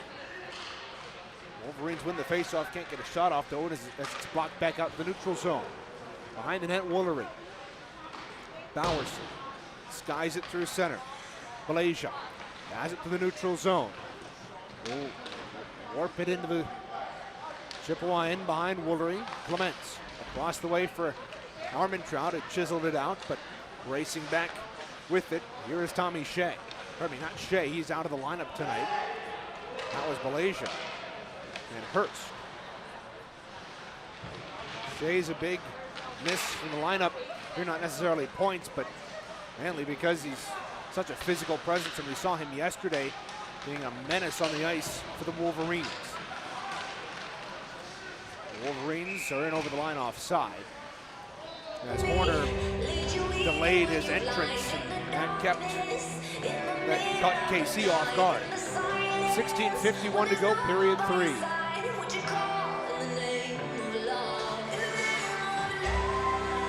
Face off across the way, won by CMU. They'll work it back D. Near side, Hutton tipped it on ahead for McRae.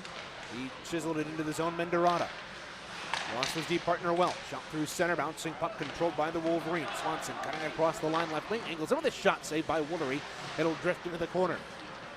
Chippewas getting to the point but not out. Chopped right back down behind Woolery. Camaro will take it. His pass intercepted though. Swanson centered, knocked away by Hutton.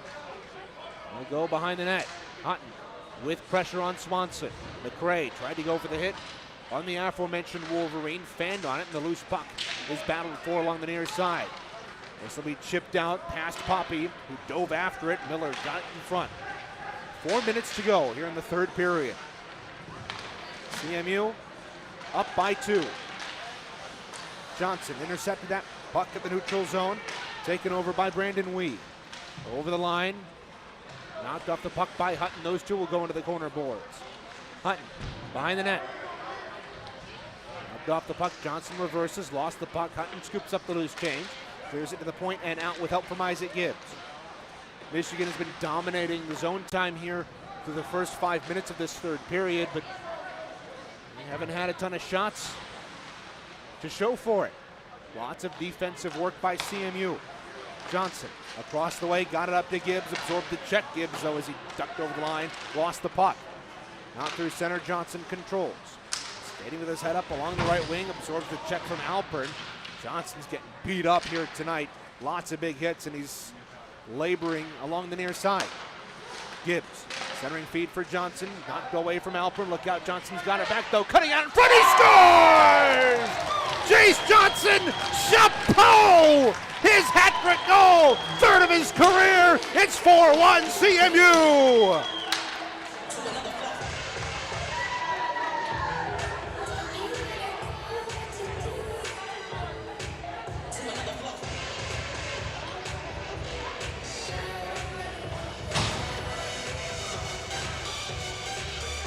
CMU leads 4-1 here on senior night for Michigan.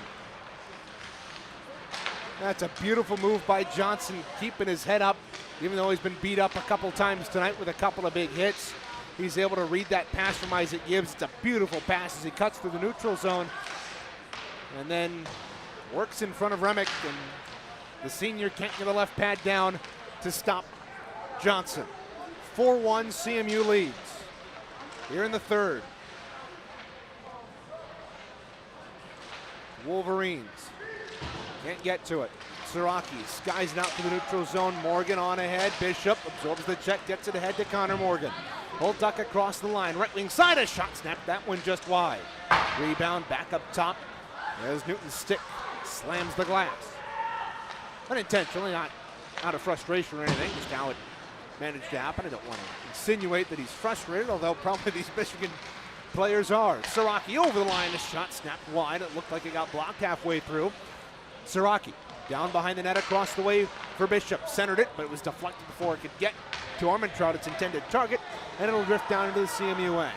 Under 14 minutes to play here in regulation, Chippewas up by 3. 3 goals from Jace Johnson, numbers 22, 23, and 24 on the campaign. Now, out through the neutral zone. Will be dumped in. Behind the net, Bowerson. And here's Hash Armentrout. Knocked down Grollo. Couldn't get it free. Menderata. Centered on goal, intercepted here by Armentrout. He'll flip it up off the boards and down the ice. Icing waved off. Gavin Poppy back there to play it for Michigan. Poppy slams on the break. Barden with Kuhn right on him. He'll shovel it to the near side. Menderata trying to poke it ahead to the point. Got it up to Swanson. Swanson over the line, right wing, tried to get the shot on. Hutton made the save, rebound loose, and Woolery gobbled it up with the glove. 12:58 to go here in the third period.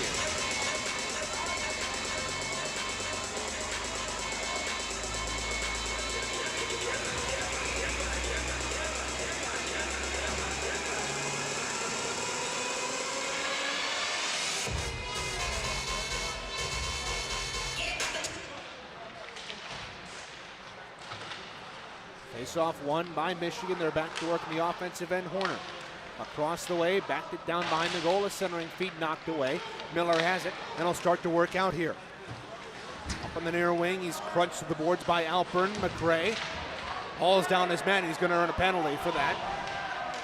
And now Horner won't let him up, and they aren't giving Horner a penalty, and rightfully so. It's going to be McRae for a hold here.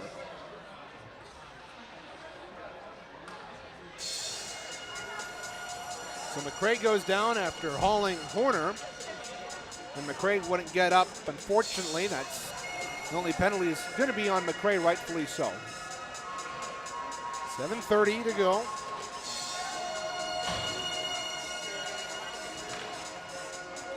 McRae to the box for a hold. Michigan's third power play of the game. They're 0 for 5 on the weekend. So that should tell you how they're doing in this game particularly. Face-off won by the Wolverines. Up at the right point. Malaysia down the wall. This is going to go up and out of play. There's 51 seconds to go. A minute 51 to go in the power play.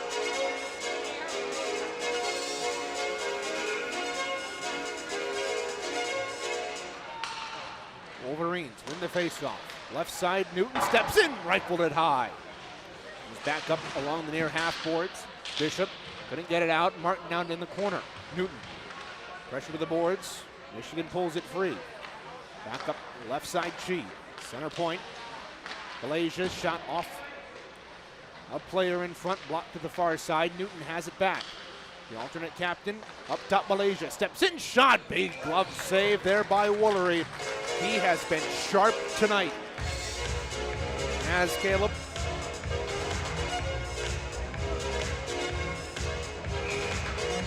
Of nifty glove saves, and it's good to see that from a netminder who's really struggled this season, who's played a lot of big games. He just hasn't had the defensive support he's needed, and in a game like this where he's got plenty of guys in front of him, he's been able to make a couple of saves, a couple of dandies at that. Now Chi steps in off the shoulder of Woolery with 1:08 to go in the power play. Reminder to McRae. Now offside. Negated with Michigan having to retreat back to the neutral zone. Look at this. Grollo in on the forecheck, but he hauled down his man, Malaysia. That'll be another penalty. Remick to the bench. Maddox Grimes will touch up. And it's going to be a hook, and rightfully so. Grollo's going to head off, and it'll be 5-on-3 for 44 seconds.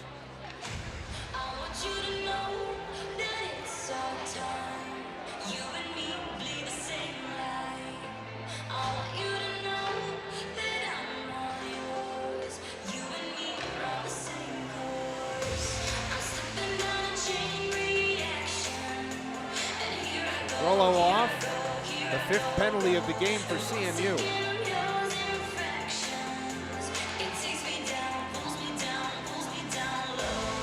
Face off to the right of Woolery.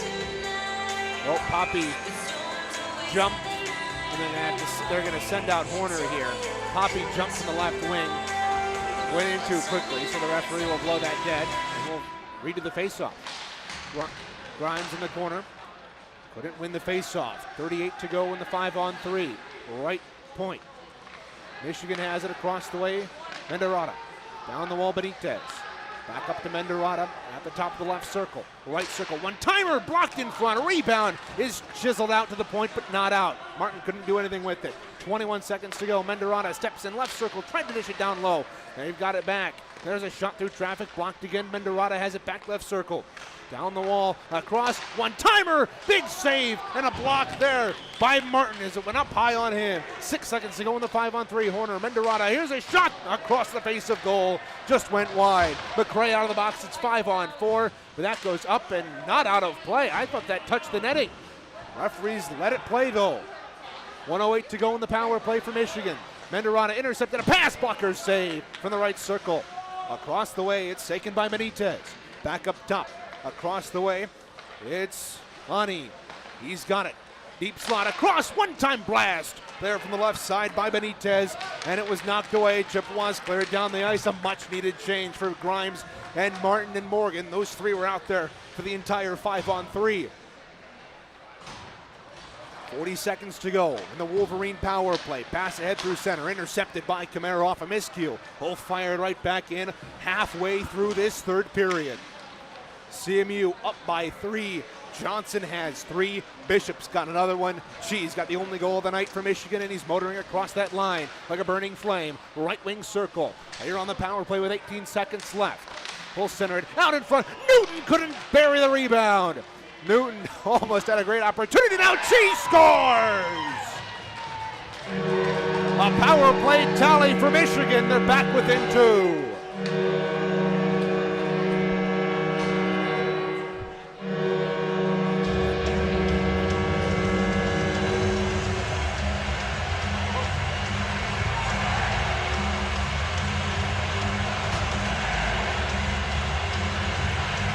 .37. That play developed because Newton can't bury the rebound in the back door. Just couldn't get a stick on it to put it on the near side.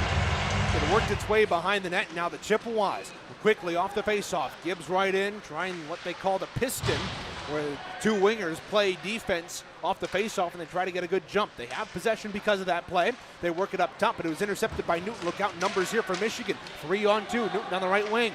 To the outside, trying to cut behind the net, centered it out in front, intercepted by Campbell as it went through 3 pairs of legs. Rink wide feed Johnson from Campbell. Near side, dropped it back for Hutton. His shot save. Remick rebound is loose in front, and he smothers the loose change. 8:53 to go here in the third period.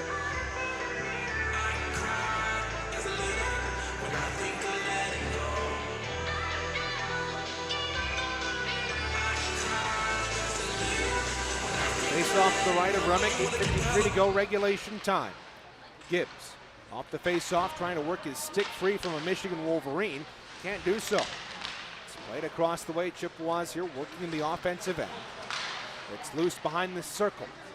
Back up top, Camara, right point, shot deflected wide, rebound. Campbell on the back door. Remick made the save. Campbell still got it, tries to tuck it off Remick, and it's smothered by the goalkeeper. Boy, what a great couple of opportunities there for CMU. The score remains 4-2.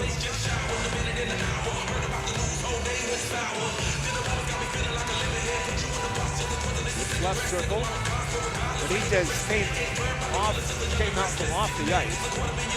Onto the ice now. So he'll play right wing, but had to make sure and check the door was closed behind him. And that's what the delay in the faceoff was. Johnson back up at the right point.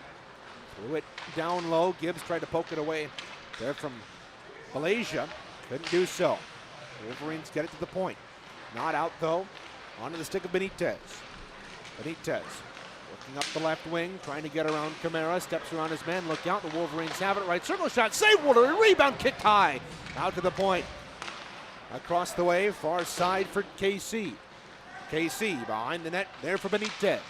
Benitez circling right wing side, pressured there by Camara. Camara worked him over, got the puck across the wing. Hurst, the defenseman in the corner. Behind the net, Benitez. Spinning away from Campbell, can't do so though. The puck squirts free to the far corner, and Hutton will hammer KC into the far hash. 7:32 to go. Time winding down in regulation. Chippewas have a 2-goal lead, 4-2. We'll move out right to left here. Pass too far for Gibbs. Right onto the stick of KC. The Detroit Catholic Central grad. Couldn't work the puck away from his man, and now it's back out to center. Chippewas slap it on ahead. Bowerson. Ahead to Johnson. Henry Belasia, leading defenseman and leading point getter in the freshman category for Michigan. Will play this back in his own end after it momentarily came out. Head on right wing, tapped ahead. Poppy across that line left side, centered it out in front, shot blocked by Clements. And Julian Johnson put that behind his net. Almost a shot. Now a long shot from the point. Near side, blockered away. There by Woolery, shot on goal, blocked and cleared down the ice by Bowerson. Icing the signal and the call. 6:36 to go here in period 3. We'll keep an eye on Remick here as we go down. You know, Stripling rolled his netminder fairly early yesterday, about 4 minutes left.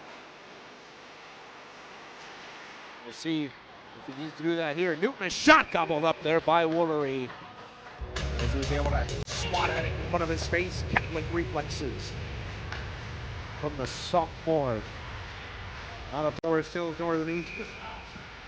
Couple of Forest Hills Northeastern grads on this team. Nick Fruin, the freshman, Devin Woolery, the sophomore. They played with each other for quite a while as Bird Dogs. Apparently Nick Kuhn finding a breakaway this week in practice. Tried to go 5-hole on Caleb Warrior. I was talking to him on the bus, and he was like, I don't know why he tried to go 5-hole on him. I've never beaten him there. Fair enough. I want to try something new, but also after 5 years of trying, probably not going to get there. You never know. Chippewas, it's been 9 seasons since they last beat Michigan in a weekend series. They've either split or been swept. Now look out. She forced a turnover shot blocked there by Clements. Siraki on the loose puck. Look out. Numbers for CMU, a 3-on-2. Siraki will tap it up the boards. Bishop's in after it. Gets caught up with Welch, and they'll go to the corner. Across the way, poked up out in the neutral zone by the maize and blue. Well, Chippewas rifle it right back in. Now Gilgren had his stick knocked away. She cutting it in front of goal, and the puck was knocked off his stick by Bishop. Chippewas playing defensive hockey here as they have been throughout most of this game. They work to the near side. Menderata shot deflected in front there by Sullivan before he went tumbling down to the ice. 5:18 to go.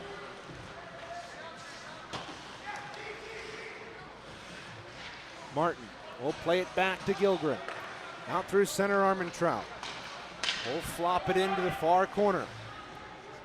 Players dashing into the corner. Martin up at the point, off the loose puck, sends it down. Will rattle around to the far corner. Kuhn sent it down low. Michigan man went tumbling. That was Alpern off of a high stick. No call though from the officials. Now Armentrout get chopped down from behind, and now Remick flashing out the left pad. Hold on to it. Now what do we have here? Just a warning whistle from the official? Indeed. Just a warning whistle from the official. Of course, when players go tumbling down like that, you gotta be wary with all the skates aflash up in the air and all such. 4:43 to go, third period. Chippewas up 2 on the Michigan Wolverines. Looking to secure third place in the ACHA, or in the MCHC's Eastern Division. This is sent down the ice and icing the call against Michigan. Faceoff will go all the way down back. The left wing circle, Michigan end to our right. 4:36 to go. Remick obviously with the faceoff in his own end, still staying put. Faceoff won by CMU. Hutton up top. Around to the far corner. Johnson shoveled it deep. Poppy intercepted, and it'll be turned ahead just too far for its intended target, and it'll go down the ice. For icing, it's Michigan again. So a tired group out here for Michigan. You've got Tiefer Tiller out there with Swanson, Poppy, Ani, and Alpert. CMU's got Johnson, Gibbs, Campbell, Hutton, and Camara. Chippewas win the face-off. Camara, though, vacated the point to play defensive hockey as Michigan got that puck up top. Here's Gibbs entering the zone. Left side, Johnson. He's got a hat trick tonight. Tried the top left corner on short side, but Remick said no. 4:02 to go. Third period. Boy, the Chippewa fans have had reason to go insane tonight. It'd be great if they could get another one here. It's Johnson up on right wing. Pass up the skate of Campbell. He couldn't control. Poppy into the zone. Lost the puck. Camara. Near side of his net. Tried the pass for Gibbs, but he has all his momentum going the wrong way. Remick still in the net to our left. Good play by Campbell to force a turnover the neutral zone. Stepping over the line right wing. Ani. That's the puck before him. They go to the corner boards. 3:25 to go, third period. Johnson slams to the break, centers it. Gibbs left circle, a shot save. Remick. Rebound loose at the side of the net. Eventually collected by Michigan. They'll play it up the wall, near side. It's Benitez. The tension grows here inside the Arctic edge of Canton. Big save. A big play there by Benitez in the corner to keep it alive. Remick still in net to our left. Ani, top of the left circle. Worked over by Gibbs. He slams it out to the neutral zone. Johnson kicks it in. He's got Alpern to beat. To the outside. Cut to the front. Big save there by Remick. And Johnson goes tumbling into the boards. He's slow to get up. Meanwhile, Michigan back the other way. Here's Benitez. Over the line. Can't control it. Siraki. Caught up with Casey. Behind the net, Benitez in the near corner. There goes Remick to the bench. 2:30 to go. Right circle, across, working in, big save by Woolery. Rebound, another opportunity, just slammed wide. But the Michigan Wolverines have it on the side of the net, and they score! Benitez with the extra attacker on. Woolery couldn't seal the near post. And it's 4-3 with 2:20 to go in regulation.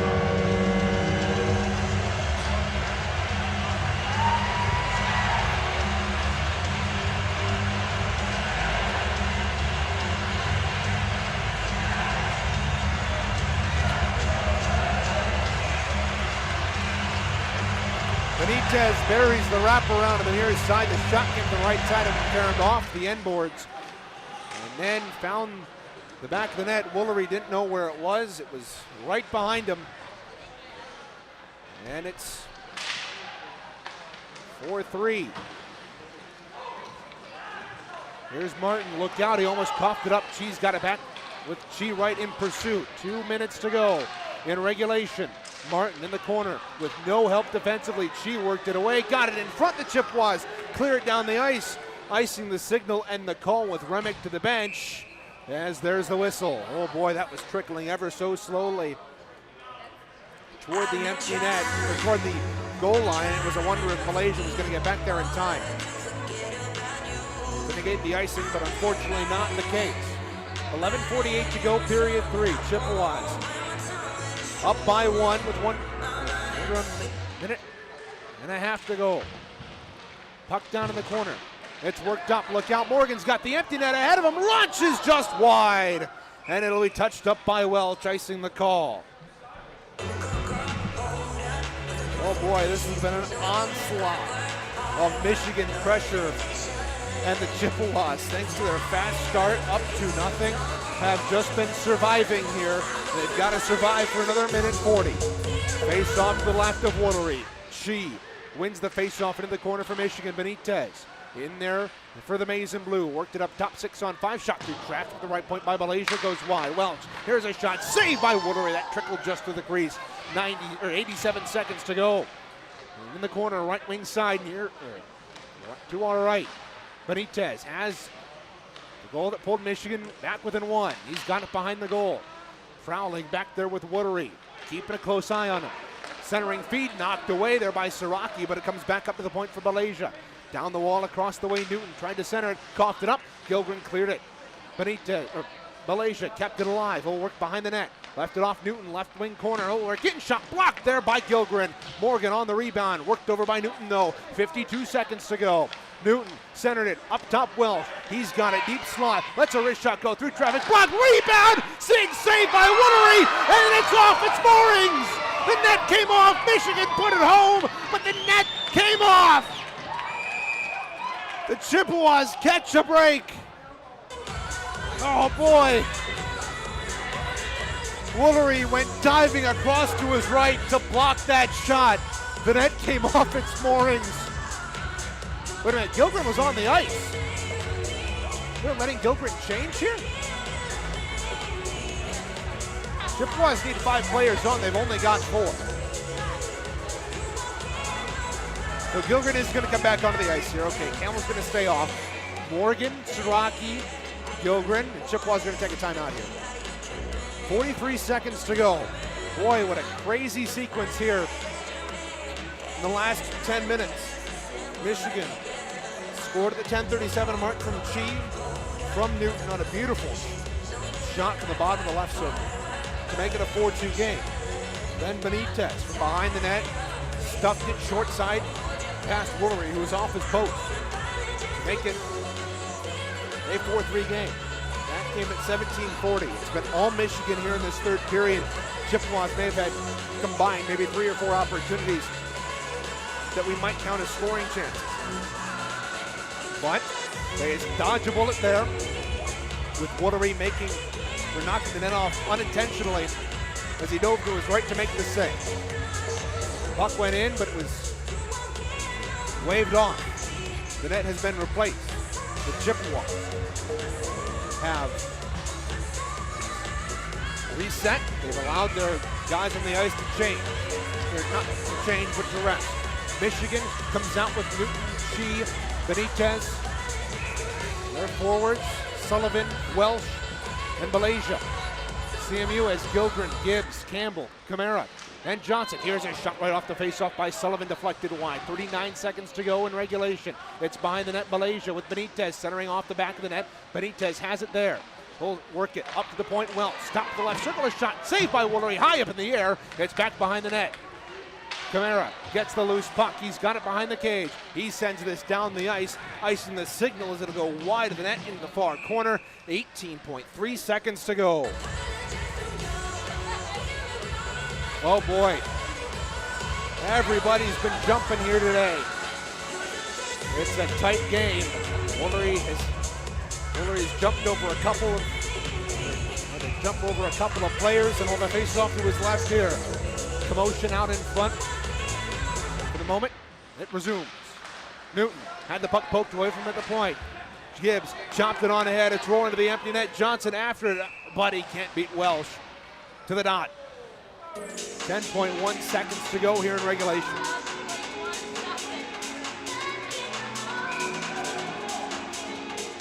On this face-off, and Michigan's going to take a timeout.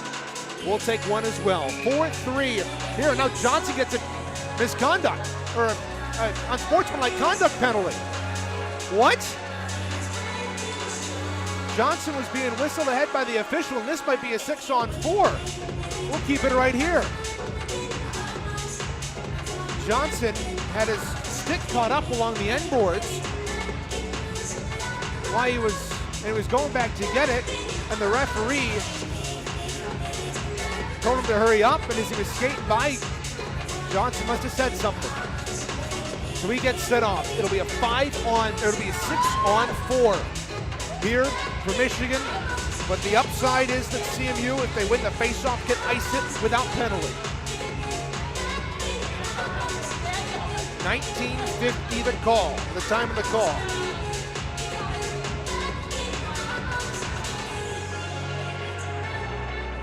The 5th power play of the game for Michigan.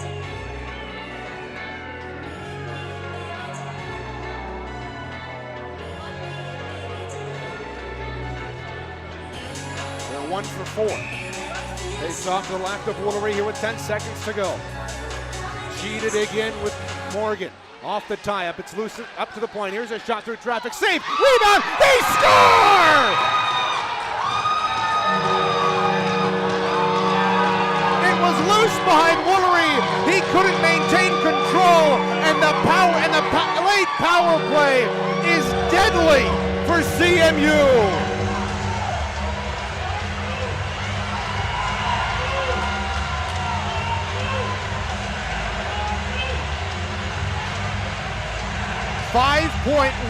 seconds to go. The Wolverines have scored 3 unanswered.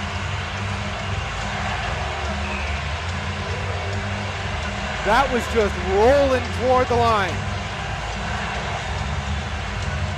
And we're tied 4-4. Off the tie-up at center. It goes to the far boards. And yet again, we are going to overtime for the third time in 4 years here at the Arctic Edge of Canton. We'll step aside. Overtime coming up here on the CMU Club Hockey Radio Network.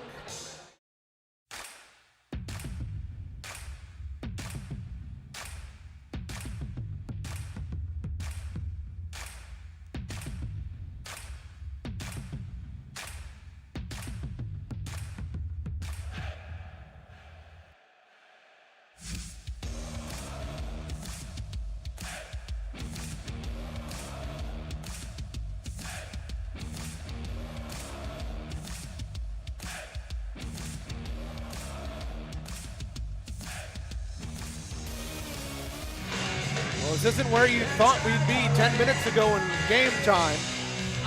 Michigan, since the halfway mark of this third, has scored 3 unanswered. It's almost deja vu from 2 years ago when Michigan, Zach Muhammad, tied up the game with just 10 seconds to go in regulation.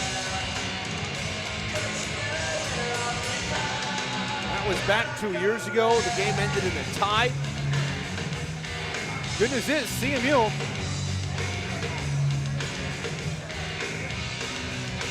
has the better of Michigan in overtime here, at least in the last 4 years. They are 1-0. So they're 1-0-1 in overtime in this series.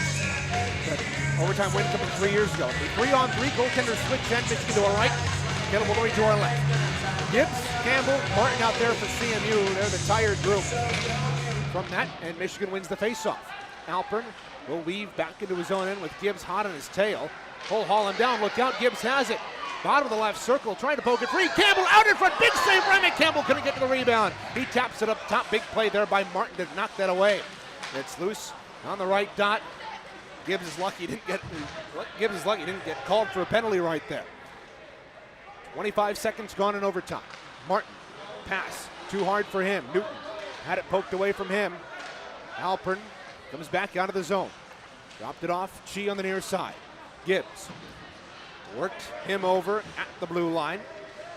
Gibbs will wind back. Chi, Newton, and Alpern out there for Michigan.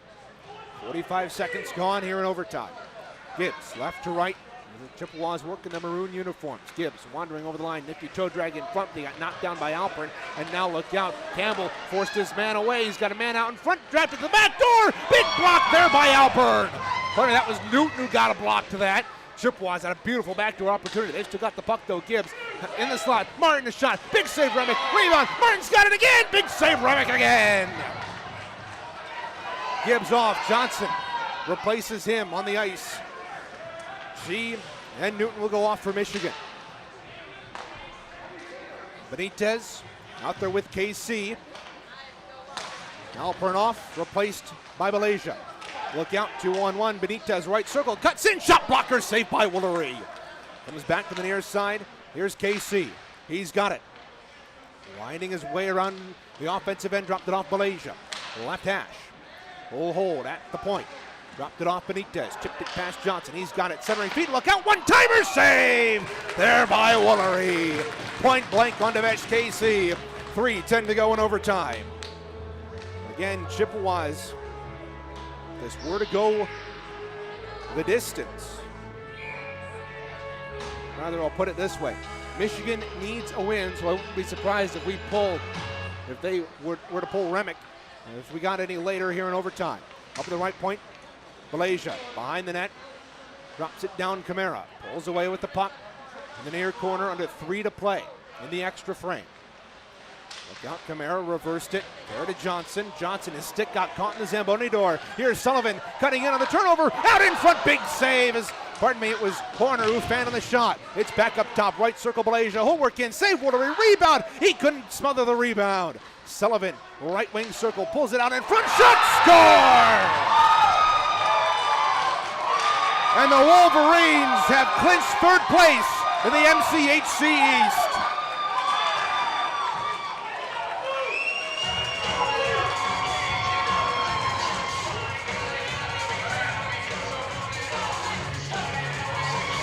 4 unanswered goals from the Wolverines. And it's Malaysia who finishes it from the top of the right circle as the Wolverines come back on senior night and win 5-4.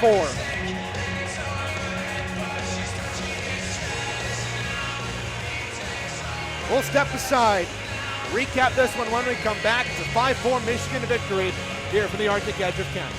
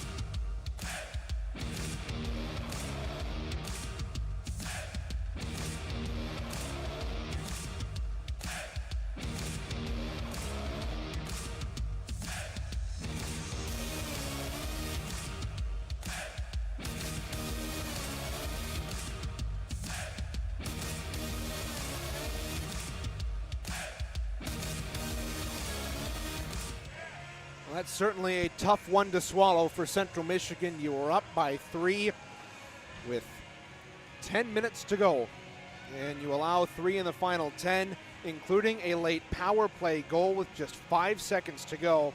Jace Johnson was sent to the box for unsportsmanlike conduct. At 19:50, 5 seconds later, the shot came from the point. Woolery had it in his paraphernalia, but he only got a piece of it. It slipped through him and went into the back of the net to tie the game with just 5 seconds left. And then Malaysia, in overtime with one final flick of a hockey stick, made it a 5-4 overtime victory here for Michigan. For those fans to our left, they screamed the puck is in, and the home team indeed won here today. It's an unfortunate loss for Central Michigan. You looked like you were in control of this game, but it's almost deja vu of I can pick 3 or more games in my 4 years here at CMU, but I think the most relevant is 2 years ago when in February 10th, 2023, where CMU had a late lead up 3-2, and with just 10 seconds left, Michigan tied it to force overtime. They would end up splitting that, but unfortunately tonight the overtime loss does not help Michigan.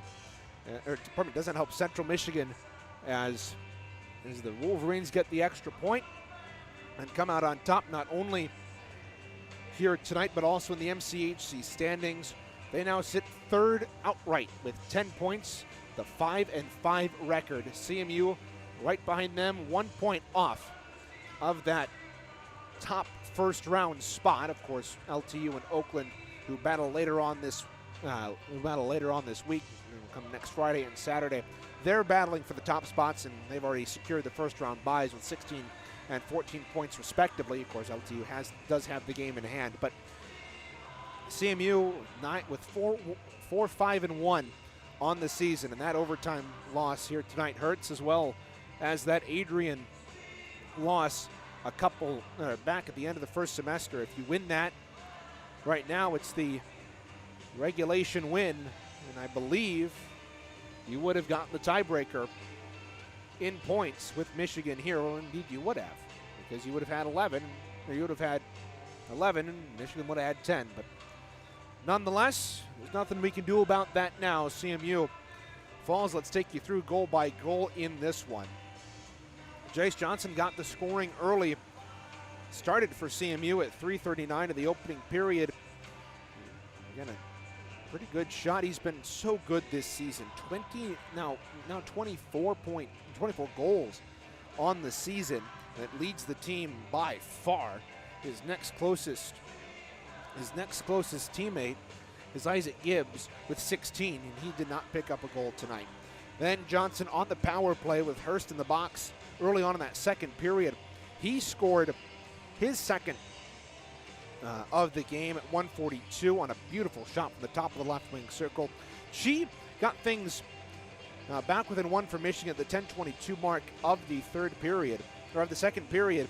And then before Bishop, just a minute later, finished on the bouncing puck, bottom of the left wing circle, and looked like CMU was not going to cruise to victory, but a goal, 4:59 in from Jace Johnson into the third period, certainly made it look like CMU was going to walk away with this one. It was 4-1 at that point, and then she got things back to within 2 at 10:37 with just 10 seconds left in the Grollo penalty. The Chippewas had killed off the majority of 2 straight penalties, including some 20 seconds of overlap on the power play, or overlap of 5-on-3. And then about 7 minutes later, with the goaltender pulled, Benitez was able to tuck home a shot on the near side after the initial bid went wide of goal. Woolery wasn't back on his post enough, and it was Benitez who wrapped it between the post and the pad and made it a 4-3 game. Then, with just 10 seconds left in the game, Chippewas iced it. Jace Johnson was chasing after it. He got his stick taken out of his hands. It was down along the end boards. He went back to pick it up. The referee told him to move it, let's go. And he had some words for the referee going by, and he picked up an unsportsmanlike conduct. So that made it a 6-4. The 6-on-4 for Michigan with a face-off in the offensive end and a tired group out there for CMU because they had already used their timeout back earlier in the period. And then with that 6-on-4, that meant Michigan had more guys to come in on the face-off to help their centerman win the face-off. It was worked back to the right point. The shot went through traffic. Woolery, it went underneath his arm and between his side and his arm, and he got a piece of it, and it trickled back to the goal line. His defenseman couldn't sweep it off, and he couldn't sweep it off the goal line either, and then it wound up in the back of the net with just 5 seconds to go to tie up the game and force overtime for the third time in the last 4 years between these two teams here at this barn. And then in overtime, CMU had a couple of great chances right off the hop. Isaac Gibbs moved in, forced a turnover. He couldn't get the puck free and eventually was denied before about halfway through overtime. Belasia wound up with the puck at the right point, stepped into the top of the right circle, and fired it past Woolery's blocker to make it a 5-4 come-from-behind victory for Michigan here to secure the third spot in the MCHC East playoffs.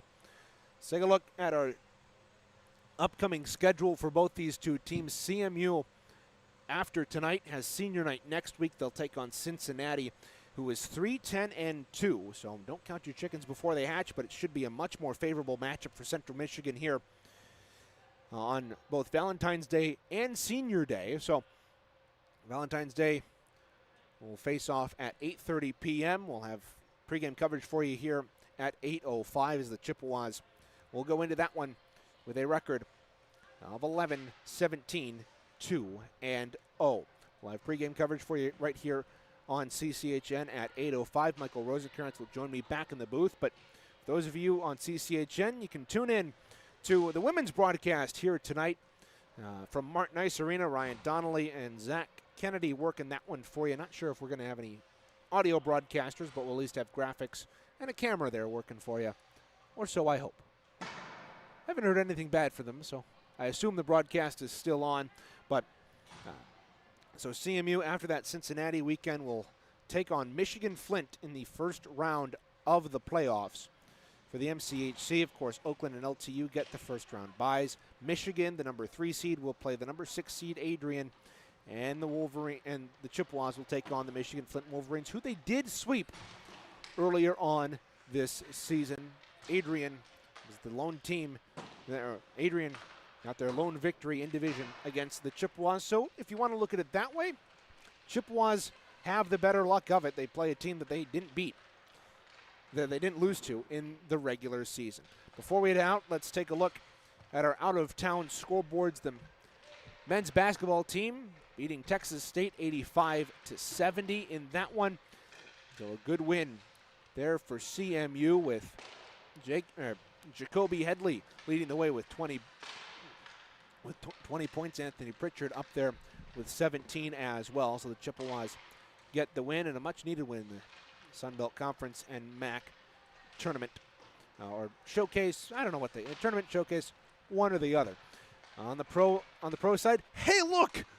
The Grand Rapids Griffins have scored. Not only have they scored once, they have scored twice.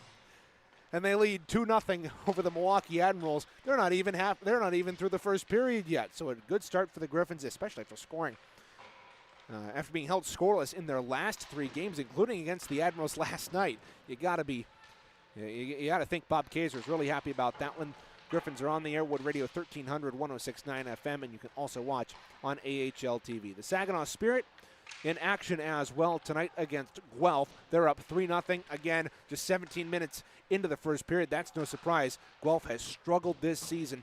They're coming into tonight with a record of 15-26, 4-3. Again, the Wings fell to the Lightning 6-3 earlier on today. Patrick Kane getting a goal in there as well, along with the Brinkett and Tarasenko. But it's still a tough pill to swallow. The Wings snap their 7-game winning streak. Elsewhere around the National Hockey League, couple of final scores for you. Again, the Devils beat the Canadiens 4-0. Hurricanes beat Utah 7-3, and the Knights knocked off the Bruins 4-3. Live scores right now, the Senators up 1-0 halfway through the first on the Panthers. 5 minutes left in Philadelphia, and the Flyers are up 1-0 on the Penguins. The Blue Jackets in a game to watch for the Red Wings, up 2-1 on the Rangers 17 minutes into that game. So if you're a Wings fan, root for the Rangers. And the Blackhawks are up on the Blues 2-0 with 5 minutes left in St. Louis. In the first period in St. Louis. Canucks are up 1-0 off of Philip Hronek. His third of the year. Another former Griffin there. Congratulations to him getting that goal. And that's put the Canucks up 1-0 on the Maple Leafs. Every other game here is later on tonight. Before we head out, we'd like to remind you that the broadcast of today's game is a copyrighted presentation of the American Collegiate Hockey Association, the CMU Club Hockey Network, and Moore Hall Television. No reproduction, retransmission, or other distribution of the descriptions or accounts of this game may take place without the express written consent of the ACHA, CCHN, and MHTV. Special thanks again to all of you who tuned in tonight. If you figured out that I was playing a game, congratulations. Joe Grogan will work up a reveal, and he'll have one later on. And if you caught it, nice job. It was fun. I had some fun tonight, despite the loss. But again, you'd always love to have that win as well. Joe Grogan has been a photographer. He's doing a great job as always. Not that he did anything for this broadcast. Just thanks, Joe. Thank you, Reagan. Of course, we had Joe on the pregame show last night. But again, Zach Kennedy, Ryan Donnelly, they've got the call, or they've working the game over at Martin Ice Arena, and we'll send things over to them. Men's 3-team back in action a week from yesterday against Cincinnati. That game will get underway at 8:30. We'll see you then. Until then, my name is Reagan Clave saying so long from the Arctic edge of Canton, where the Chippewas fall to the Michigan Wolverines in overtime by a final score of 5-4. Thanks for listening, and have a wonderful night, everybody.